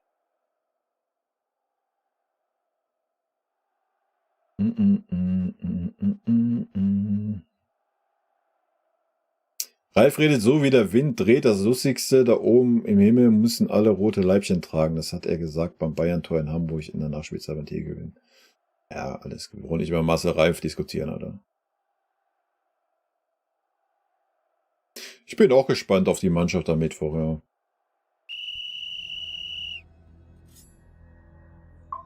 Wir haben super Spielermaterial, aber man muss sie auch richtig einsetzen, wie zum Beispiel Pavlovic und Leimer im Mittelfeld und Kimmich rechts. Ja, ist auch so.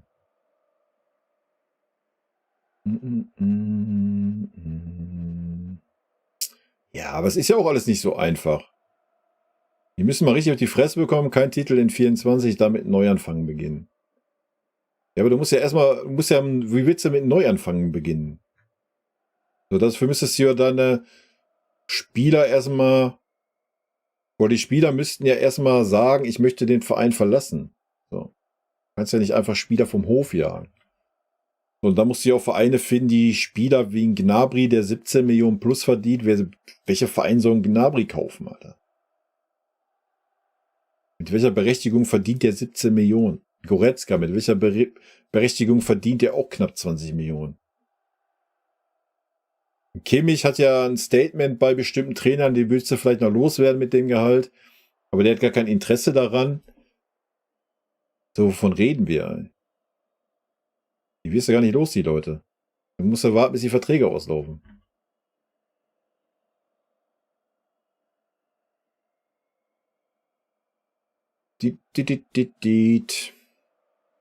Man hat den irgendwo verpasst, vielleicht wäre er mit Bratzo und Kahn gemacht worden. Das glaube ich nicht, ey. Die hatten doch Zeit genug, das zu tun, GB. Warum haben sie es denn nicht getan?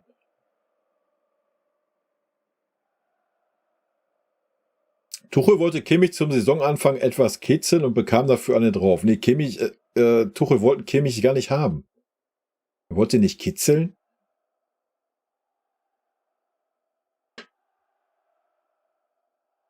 Wenn er Kitzeln gewollt hätte, dann hätte er ihn wie Goretzka mal 3 Spiele auf die Bank gesetzt. Dann hätte er ihn gekitzelt, ja. Aber in der Aussage, Kimmich ist für mich kein Sechser und Kimmich ist für mich kein Führungsspieler, kitzelt man den Spieler nicht. Da sagt man den Spieler nur, ja, ich will dich nicht.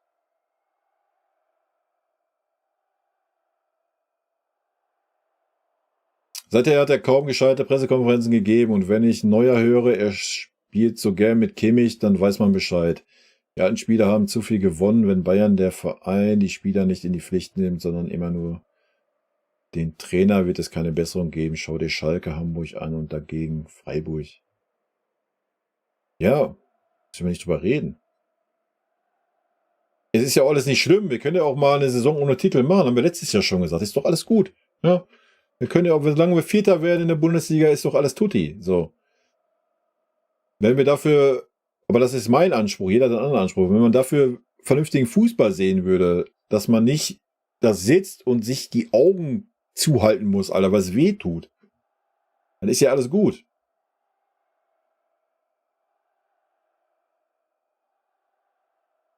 Würde mal Dreierkette ausprobieren, vielleicht fruchtet das.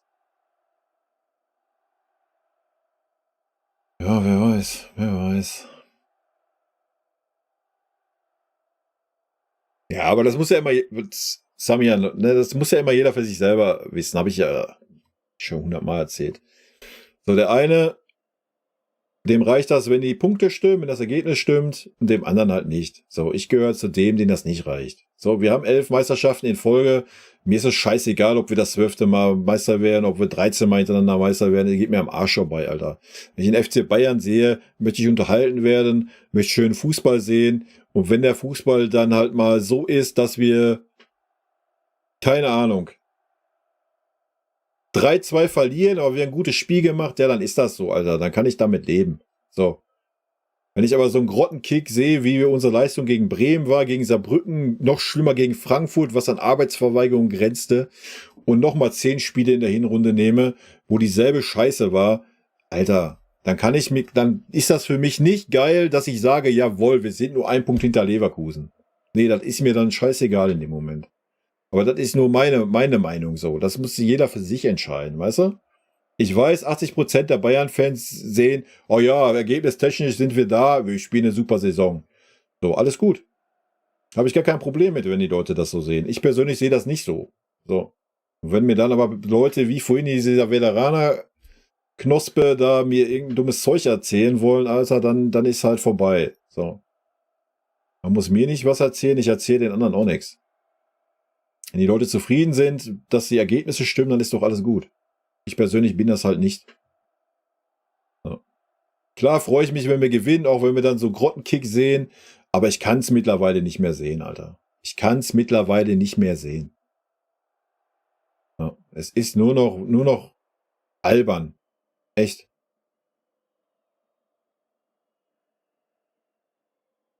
Deshalb bin ich auch gegen Aurelio-Verpflichtung. Tuchel will jetzt einen IV für 80 Millionen und dafür einen De Ligt verkaufen. Der letzte Saison ganz klar einer der Anführer im Team war. Ja. Vorsika, bin ich genau bei dir. Ne? Bei mir rennt sie offene Türen damit ein. So. Aber solange das mit dem Trainer nicht passt, wird es darauf hinauslaufen. Ne? Chronischen Kackreiz habe ich schon bei der aktuellen Spielweise. Ja, so geht es mir halt auch. Aber wie gesagt, das muss jeder für sich halt entscheiden. So. Mein Gott. Was hältst du von Alonso? Was soll ich von Alonso halten? War ein super geiler Spieler. Und macht einen guten Job in Leverkusen jetzt, ja. Ich finde, Gnabry wird zu schlecht geredet. Ja, das ist ja dann dein gutes Recht.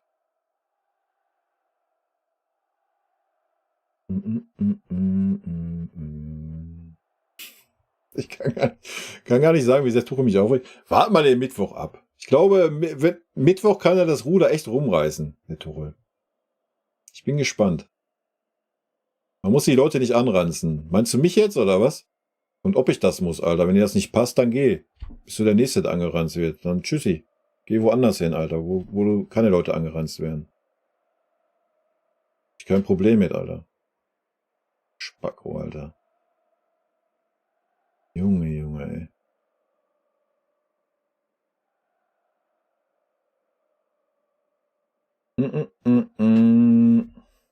Ich vermute, Bayern hat schon einen neuen Kandidaten für den Sommer. Falls Tuchel scheitert, habt ihr eine Top 3, die auf Tuchel folgen könnten. Würde mich interessieren. Nee, ich nicht. Hast du Angst vor Union? Nee. Warum soll ich Angst vor Union haben?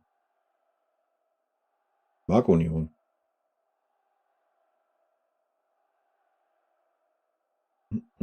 Kennst du die YouTuber Lia? Nee, kenne ich nicht.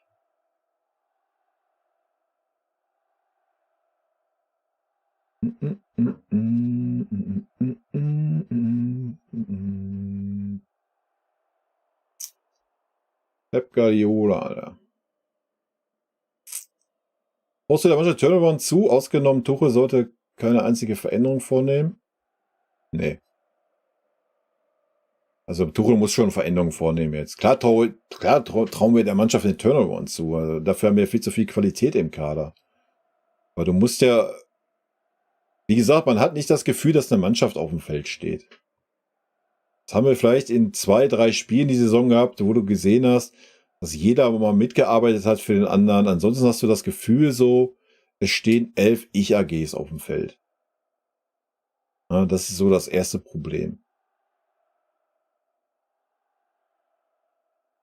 Und ja, manchmal haben uns die Ich-AGs den Arsch gerettet. Müssen wir ja nicht drüber reden, ne?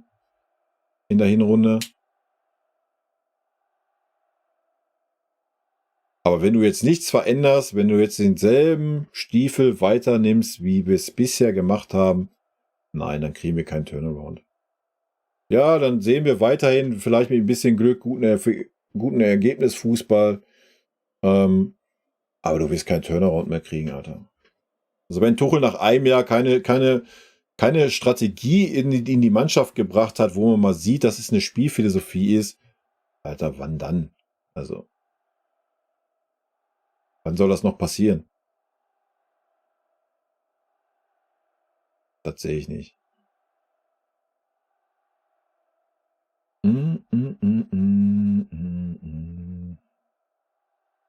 Glaubst du, dass Müller das Potenzial hat, ein guter Trainer zu werden? Ich denke, jeder erfahrene Spieler hat das Potenzial dazu.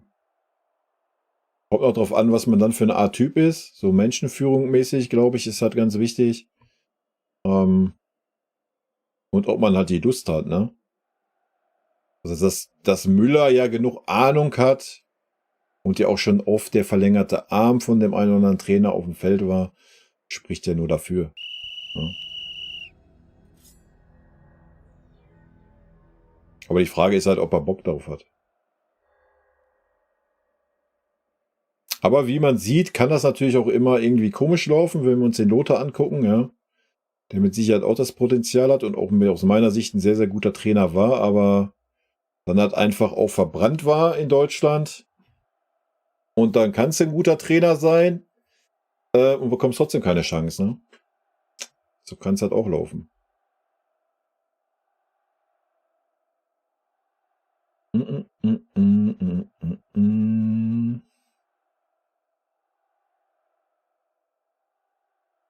Schwer Mittwoch vorherzusagen. Vielleicht ein schmuckloses 1:0, mehr ist momentan wohl nicht drin.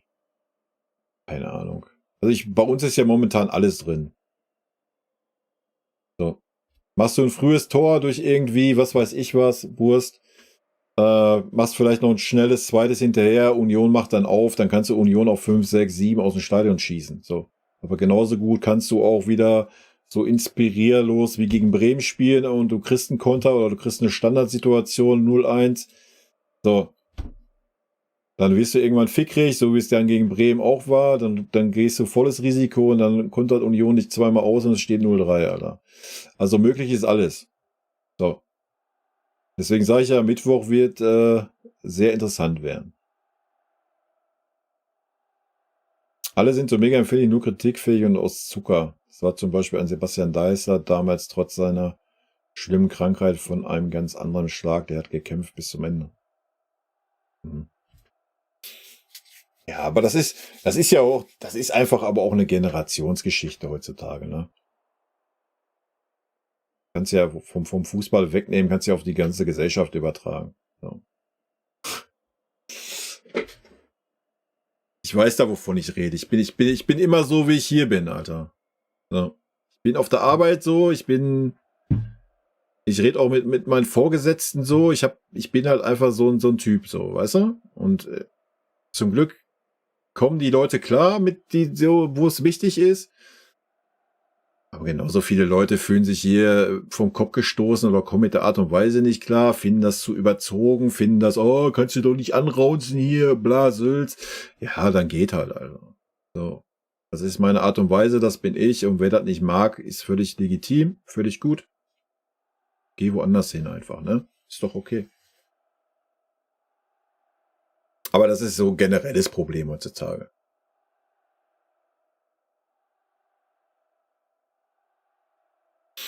Wie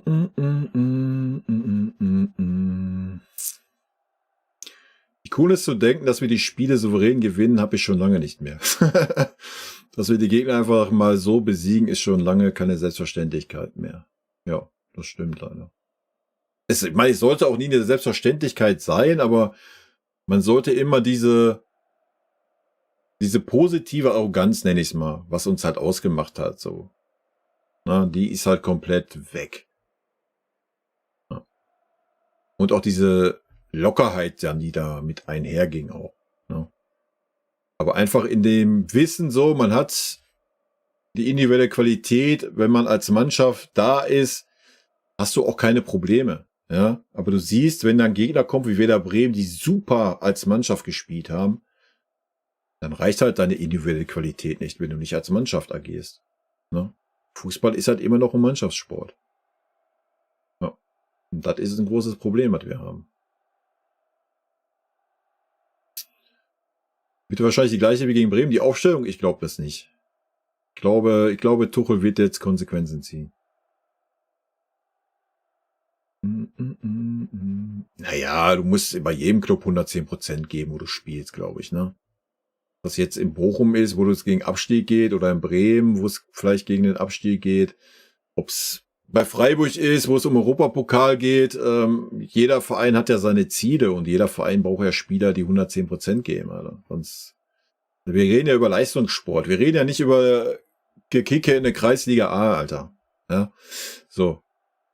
Im Leistungssport musst du halt immer Leistung bringen. Fertig. Also ich bin nicht überzeugt davon, dass CT sich hinterfragt. Er hatte schon so oft die Möglichkeit. Bin Müller-Fan, ja, aber der bringt den Ball zumindest mal vors Tor. Muss halt auch da sein. Ich glaube schon, dass der Tuchel sich jetzt hinterfragt. Also er hat auf mich den Eindruck gemacht bei der PK auf jeden Fall. Weil er endlich mal gesagt hat, so, ja, es bringt ja auch nichts, wenn die Spieler im Training 110% geben, es nicht auf den Platz bringen und so weiter. Auch, dass er den Kimmich ausgewechselt hat, was ich jetzt nicht gefühlt habe in diesem Spiel. Aber allein, dass er das mal getan hat, glaube ich schon, dass Tuchel jetzt ein bisschen ins Nachdenken kommt. Aber wir wissen es in 2 Tagen. Wenn dieselbe Aufstellung kommt wie immer, dann, ja, alles gut. Ne? Dann war es heiße Luft wieder. Sollte da sich was verändern jetzt, ja, dann kann er noch die Kurve kriegen, denke ich. Wenn er sich jetzt nicht hinterfragt, dann nie mehr. Ja. Ja, denke ich auch. Der das Gleiche, der zumindest einen Zug zum Tor und holst mal drauf. Man muss es halt versuchen und das Bild hat sich lange genug abgezeichnet, aber aufgestellt werden solche trotzdem nicht. Ja, leider.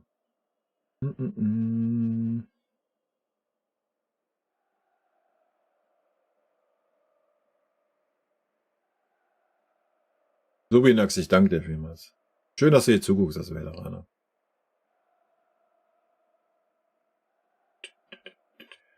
Sanftmütiges Wesen. Habe ich auch. Zeig's nur nicht oft. Wir haben kein Spielsystem. Haben wir auch nicht. Wer war denn eigentlich das vorhin mit dem Spielsystem? Hat er mir geantwortet? Ich guck mal, ich bin noch nicht unten angekommen. Ich warte noch immer drauf.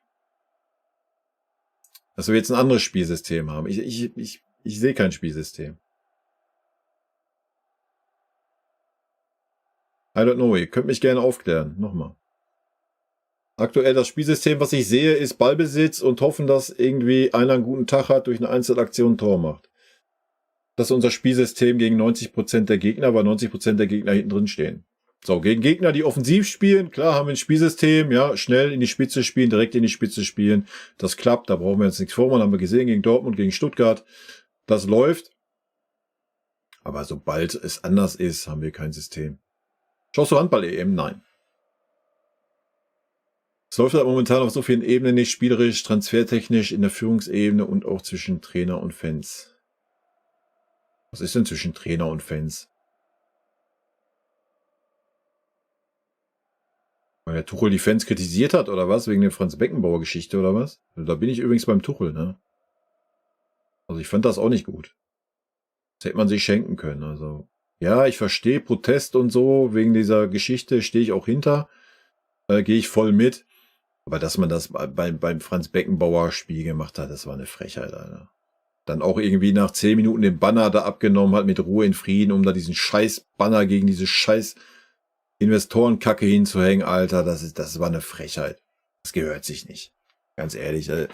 Da bricht man keinen Zacken aus der Krone, wenn man da mal ein Spiel sagen würde, aufgrund der Verdienste vom Kaiser, Alter, lassen wir das mal sein. Also, ja, alles gut und schön, Protest ist wichtig und sowas.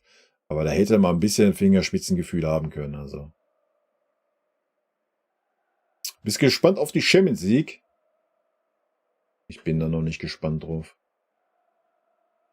Es gab eine Petition auf Facebook, dass sich Marcel Reif als Fußballkommentator komplett zurückziehen soll. Das hat so hohe Wellen geschlagen, dass sich Reif dazu geäußert hatte. Okay, hab ich gar nicht mitgekriegt. DFB-Pokal lange nicht mehr gewonnen, komisch. Naja, zeigt die Einstellung der Mannschaft halt, ne? Ich glaube, daran sieht man auch am besten die Probleme, die wir haben, oder? Gerade wenn man so dieses 5:0 gegen Gladbach nimmt, im Pokal und sowas. Dass man sich da so ergibt. Oder auch gegen Saarbrücken, dass man nicht so den letzten Kicker rausholt. Gegen Drittligisten, der um den Abstieg gespielt hat zu der Zeit. Also, ich glaube, da sieht man so ein bisschen, dass die Mannschaft halt nicht mehr diesen Hunger hat. Was, wie gesagt, legitim ist, das sind Menschen, Alter, ne? Alles gut. Aber ich glaube, da sieht man dann ganz gut das Problem, was wir haben. Also es sollte ja für jeden Fußballer geil sein, in Berlin zu sein. Ne? DFB-Pokalspiel. So, aber den Hunger oder den Ehrgeiz haben wir ja gar nicht. Den strahlen wir gar nicht aus. So. Denkt ihr, die Spieler spielen gegen Tuchel und daher kommen sie so unterirdische Leistungen vom Training zum Spiel? Das werden wir Mittwoch sehen, denke ich. Also jetzt ist der Zeitpunkt, sich zu entscheiden. Ne? So, wenn du Mittwoch nicht gewinnst oder sogar verlierst, dann ist das ein ganz klares Statement. Je nachdem, mit welcher Leistung wir natürlich spielen. Wenn wir natürlich 100% Leistung bringen und so weiter, reißen uns den Arsch auf und verlieren unglücklich, alles gut. Aber sollten wir wieder dieses Leistungsniveau haben, wie gegen Hoffenheim oder Bremen, dann ist das ein klares Statement. Ne?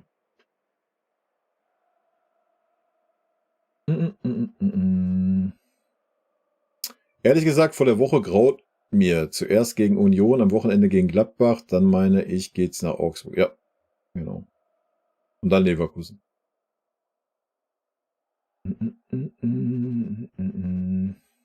Kimmich ist beide Way der einzige Dauerbrenner. Denke, ihm würde einfach mal eine Pause gut tun. Dann hat er vielleicht mehr kreativ eingebunden Input im Spiel. Aktuell würde ich ihn Kimmich halt als Rechtsverteidiger hinstellen, weil kein anderer da ist. Wenn wir mit dem Kader Fußball spielen, so dass einen nicht die Augen wehtun, dann werden wir aber Meister. Da werden wir nicht Vierter. Ja, das ist richtig.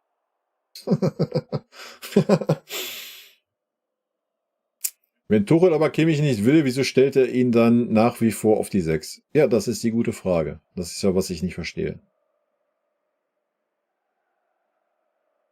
I don't know. Also nochmal, Tuchel hat sich vor der Saison dahingestellt und gesagt, Kimmich ist kein Sechser. Und das habe ja nicht nur ich gehört, das hat er der ganzen Welt erzählt.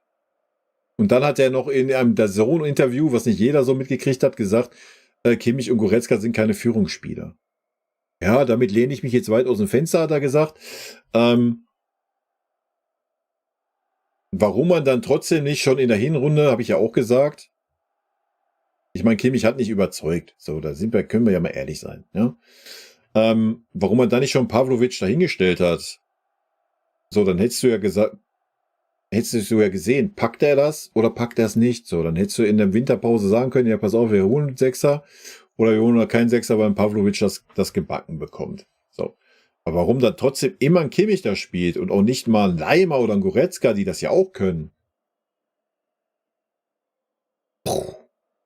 Also den einzigen Grund, den ich sehe, aus meiner Sicht, ist, dass ein Tuchel zeigen wollte, hier, das ist der Kimmich, das ist mein Sechser und ihr seht, wie scheiße der ist. Als Sechser. Ich glaube, das ist der einzige Grund, den ich nachvollziehen kann. Damit er ja in der Winterpause seinen Sechser kriegt, den er unbedingt haben wollte. Das ist der einzige Take, den ich sehe. Ansonsten verstehe ich es nicht. So. Und jetzt weiß er auch, ich kriege keinen Sechser. Zack, zweites Spiel nach der Winterpause, direkt den Kimmich ausgewechselt. Eieiei, ein Schelm, wer da Böses denkt.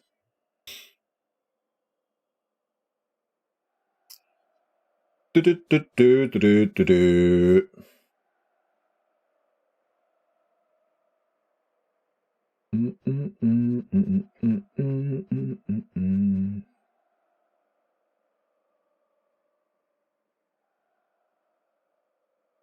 stehst du zu der Aussage von Kimmich, dass sie nicht so schlecht gespielt haben gegen Werder?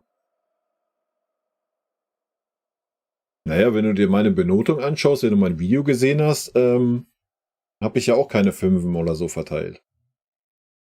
Es hat halt einfach, die Leidenschaft hat gefehlt, ne? Ich glaube, das trifft es am besten. So, die Leidenschaft hat gefehlt. Der Wille, das Spiel zu gewinnen. So, und alles, was ein Mathis Tell ausgestrahlt hat nach seiner Einwechslung, haben alle anderen 10 Spieler nicht ausgestrahlt. Und das war unser Problem. Es war jetzt nicht so, dass wir grottenschlecht gespielt haben.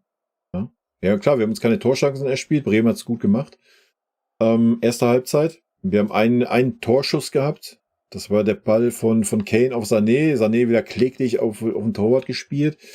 Das war alles. So, zweite Halbzeit war es ja einen Tacken besser, aber es war jetzt kein guter Fußball. Aber es war jetzt auch nicht irgendwie grottenschlecht. Ja? Es hat einfach die Leidenschaft gefehlt. So, der letzte Funke, der Wille, der hat gefehlt. Wenn man das bewerten müsste, dann kannst du eine Note 6 geben. Also.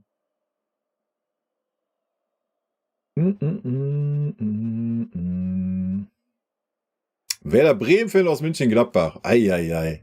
Schöne Grüße zurück. Aber schön, dass du kein München-Gladbach-Fan bist. Das freut mich.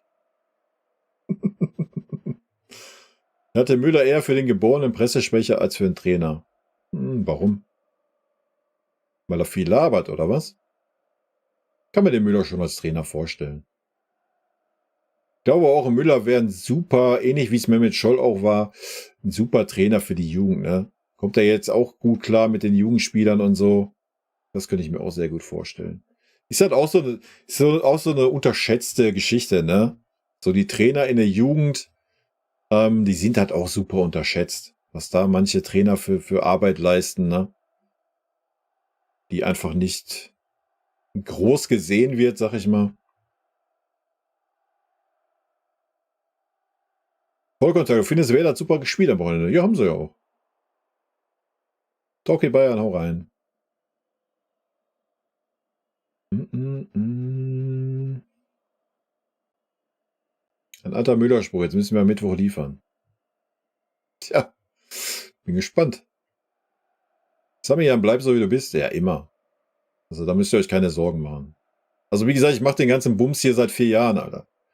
Und hab's 2 Jahre lang gefühlt für den Gerald Berger alleine gemacht. Der war der Einzige, der auf YouTube gefühlt kommentiert hat. Da habe ich Aufrufe von 20 oder 30 Klicks gehabt. Also da müsst ihr euch keine Sorgen machen. Das wird sich auch nicht ändern, ob da 1000 Klicks mehr oder weniger sind. Das ist mir Wurst, Alter. Und wenn sich hier Leute noch immer angegriffen fühlen oder so, ja, dann ist das so, Alter. Ist auch völlig okay, dann geh woanders gucken halt, ne? Was arbeitest du? Wie ein ITler. Motivationscoach. Nee, der Finanzcoach. Jürgen Klopp. Generelles Problem macht es aber nicht weniger zum Problem, das ist keine Rechtfertigung. Das ist richtig. Also, Dian, danke. Tuchel soll wohl schon Gespräche. Ja, aber das ist ja ein ganz alter Hut. Das ist ja mal bei Leverkusen ein Gespräch, war, der war bei uns mal ein Gespräch vor ein paar Jahren und bla und Sülz, also. So Coman, Sané, Gnabry verkaufen und Kylian Mbappé holen. Mhm. Der spielt dann auf 3 Positionen gleichzeitig oder was? Spielen wir dann nur mit 8 Spielern oder wie machen wir das? Ja.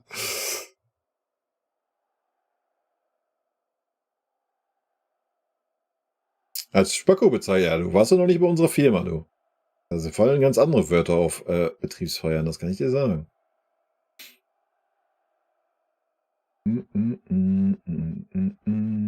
Nein, der Tuchel war halt vor ein paar Zeiten halt mal ein Gespräch bei Leverkusen. Das ist auch alles. Die haben halt mal Gespräche geführt. Mein Gott, das ist der Lauf der Dinge. Marcel Reif ist übrigens gar nicht so weit weg von deiner Analyse. In vielen Punkten liegt er gleich auf. Ja, das ist mir völlig wurscht, was der Marcel Reif denkt. Gerald Berger, viel Spaß beim Handball. Ja, ich mache ja auch gleich Feierabend. 10 Minütchen noch, dann ist für mich auch Feierabend. Habe ich mich genug aufgeregt heute. Den Hunger haben wir seit 6 Tubel nicht mehr. Ja, so, hast du recht, GB. Geh ich mit dir. Was aber auch völlig menschlich ist, ne? Ja, das weiß ich auch nicht, warum er im Sommer Leverkusen verlassen soll. Erst recht, wenn er mit Leverkusen jetzt die Meisterschaft holt. Ich meine, die Champions League kommt da auf jeden Fall. Wahrscheinlich hat er dann auch sogar Bock, so sich zu messen mit dieser Mannschaft, so auf dem höchsten Niveau, so, weißt du? Verstehe ich auch nicht, warum immer alle denken, nur weil dann der FC Bayern oder sonst wer ruft, dass dann so ein Alonso gleich mit wehenden Fahnen nach München läuft, so. Weißt du, er hat jetzt seine Mannschaft aufgebaut, vielleicht will er dann einfach auch die Früchte ernten, so, ne? Weiß ich nicht. Aber ich weiß es auch nicht, ich weiß nicht, wie Alonso tickt, so in diesem Fall, aber könnte ich mir halt vorstellen, wenn du so eine geile Mannschaft aufbaust und Erfolg hast, dann willst du vielleicht auch noch im nächsten Jahr dich nochmal auf einen anderen Level messen, ne? Weiß man nicht.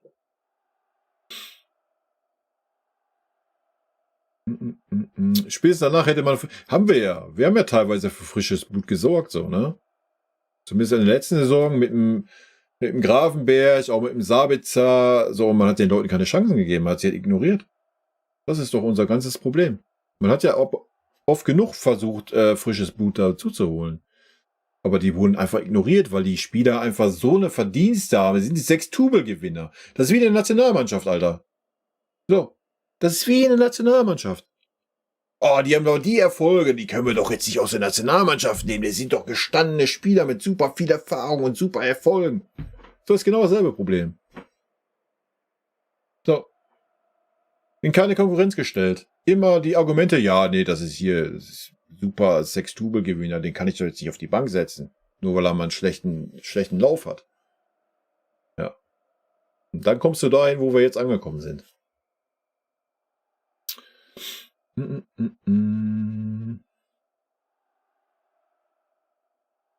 Goretzka ist für mich Bayern? Weiß ich nicht. Dafür taucht der Goretzka auch immer zu sehr ab, wenn es wichtig ist, ey. Ich meine, gut, vielleicht wird er ein bisschen mehr reinwachsen, wenn Kimmich nicht da wäre, weiß ich nicht, ist aber dann auch ein Armutszeugnis, so, weißt du? Also ich hätte vom Leon auch mehr erwartet, führungstechnisch, einfach.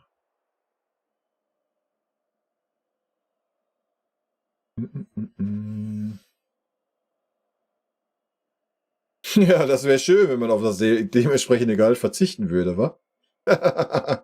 Das wäre schön. Meinst du, Jupp Heynckes könnte die Mannschaft nochmal kurzfristig mit Erfolg übernehmen? Nee, ich glaube nicht. Ich glaube auch nicht, dass der Jupp da überhaupt noch den Drang zu hat. Der Jupp ist in seinem wohlverdienten Abend des Lebens, Alter. Willst du den nochmal, soll er sich nochmal den Stress antun, halbes Jahr? Ich glaube nicht. Nee. Was ist denn mit Kimmis legendäre Chipbella? Hast du die nicht gesehen gegen Bremen? Ich habe 2 gesehen, Alter. Die sind beide ins Nichts gegangen. Ich glaube, dass die Startaufstellung gegen Union anders ausschaut. Ja, das denke ich auch. Ich bin ein Goretzka-Fan. Er ist für mich um Welten besser als ein Sané, Kimmich, Gnabry, Kimmich. Zweimal Kimmich? Doppel-Kimmich oder was? Chico, was ist da los?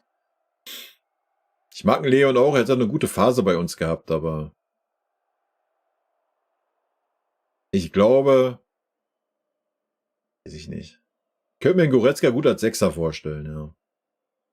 Aber ich glaube, das ist auch nicht das, was er will, so. Aber gerade ist er ja auch außen vor beim Tuchel. Obwohl ich denke, dass er anfangen wird jetzt gegen Union. Glaube ich schon. Ich denke, ein Conny wird leider wieder rechts spielen. Ich kann mir aber vorstellen, dass ein Pavlovic mit dem Goretzka anfangen wird im Mittelfeld und Kimmich auf der Bank sitzt. Wir sind Pavlovic-Fan, GB, das ist gut. Ja, Doppel-Kimmich. Ja, ist alles gut, Chico. Ich bin Kimmich-Fan. Na, endlich outest du dich mal. Ich war auch lange Kimmich-Fan. Ja, wenn man Kanal hier länger verfolgt, spult man ein Jahr zurück, ey. War ich einer der wenigen, der den Kimmich die ganze Zeit verteidigt hat, aber mittlerweile.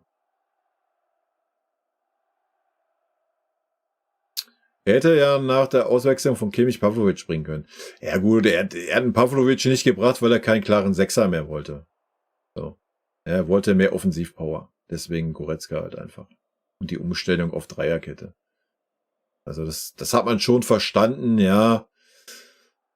Wärst du bei der Viererkette geblieben, hättest du Pavlovic bringen können, das ist richtig. Ja, aber da war nur noch, ja, feuerfrei, hopp oder top, so. Ne? Kann man schon, also taktisch kann man es schon nachvollziehen, ja, aber wie gesagt, gegen Union muss er ihn dann bringen.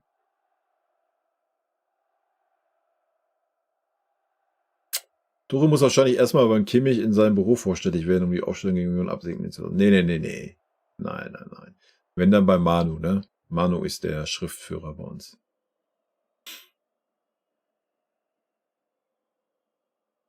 Ja. Bin ich bei dir, Chico. Ich könnte mir auch sehr gut einen Tell neben Heavy vorstellen.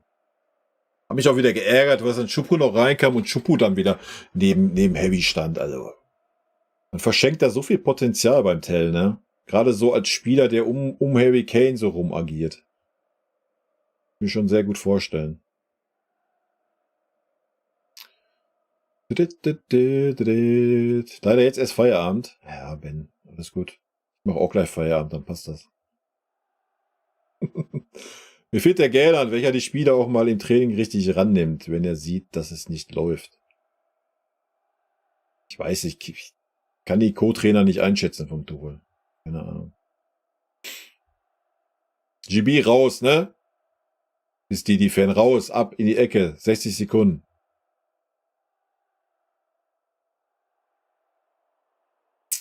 Genau wie zum Beispiel Hermann Gellland kann man ihm nicht hoch genug anrechnen, was er für Jung getan hat. Ja, aber Hermann Gellland hat ja wenigstens dann noch so die Anerkennung erfahren bei uns. Ne? Aber wie viele Jugendtrainer, die noch weiter unten sind, bekommen das gar nicht so.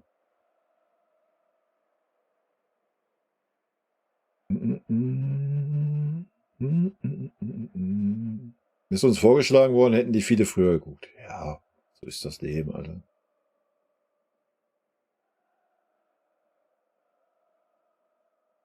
Müller wird nach seiner Karriere Trainer bei der Profimannschaft von Bayern. Ja, das haben wir schon bei so vielen Leuten gedacht. Betriebsfeiern, die meisten können nicht mehr gerade auslaufen. Ja. Das ist bei uns auch oft so der Fall. Und da fallen schlimmere Worte als Spacko. Auch zu Vorgesetzten. Aber wir haben auch, was das anbelangt, ist das schon alles fein. Ich habe seit Sonntag so eine gewisse Grundaggressivität. Verstehe ich, GB. Kann ich nicht, ich verstehe es, habe ich natürlich nicht, bin da ganz weit von weg, ne? Semino, hau rein, schlaf gut. Wie, jetzt hoffe, du hast noch Feuer für nächste Woche, dann schalten wir Anbu dazu und es geht ab.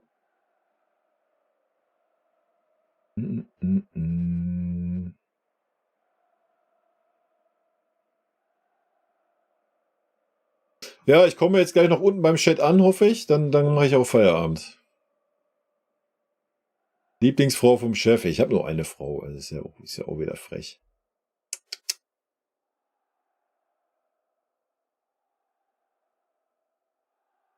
Alonso hat schon einen starken Werdegang, ja.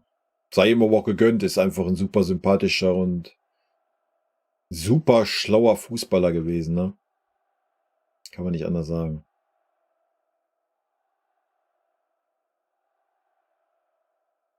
Kannst du Kimmich nicht auf die Bank setzen, nach 2 Jahren schlecht gespielt?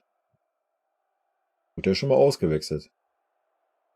Cooper gefällt mir bisher am besten von unseren ersten 11.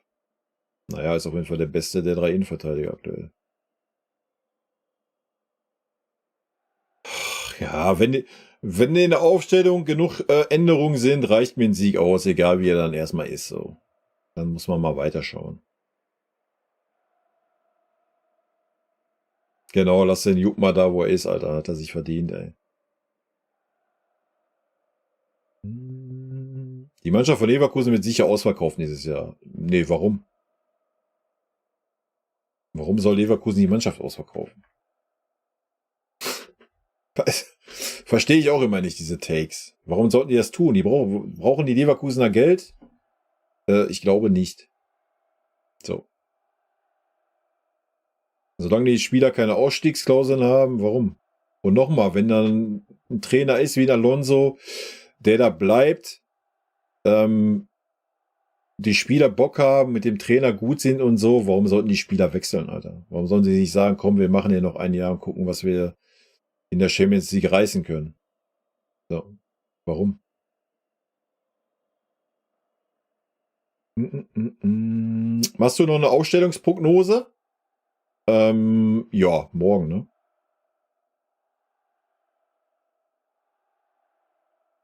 Gerade mal das Interview von Kimmich nach dem Spiel gesehen. Der muss doch zu viel am Schlüpper vom Leon oder Serge geschnuppert haben, wenn er das wirklich so meint.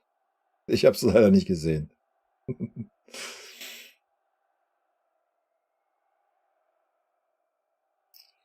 Der 6 hätte uns aber sehr gut getan gegen Bremen. Tja. Schande über mein Haupt, ich habe auch die Nummer 32 von Kimmich am Schrank. Ist doch auch völlig legitim. Kimmich war doch auch mal richtig geiler Spieler bei uns.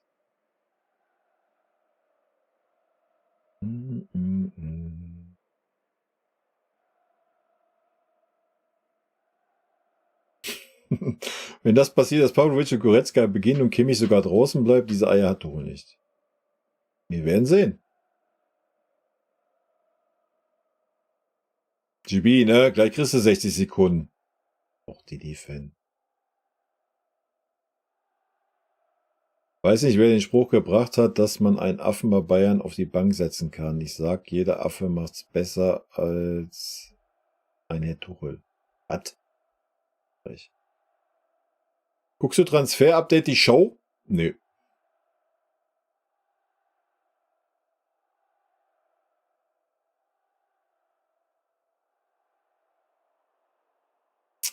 Die Mara wieder, ey.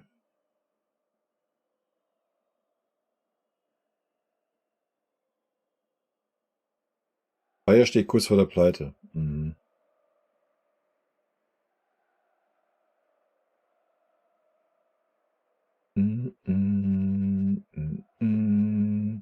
Strunz-Trikot im Schrank. Habe ich, glaube ich, auch noch. Aber nicht mit Strunz drauf.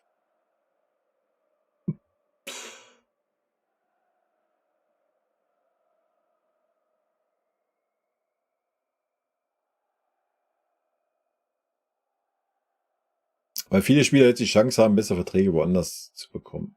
Ja. Das ist halt auch immer so eine Einstellungssache, ob Geld alles ist im Leben, wa? Und die besseren Verträge können sie auch noch ein Jahr später bekommen. Also. Aber gut, Leute. 21:04 Uhr. Ich bin durch. Ich bedanke mich für den Stream.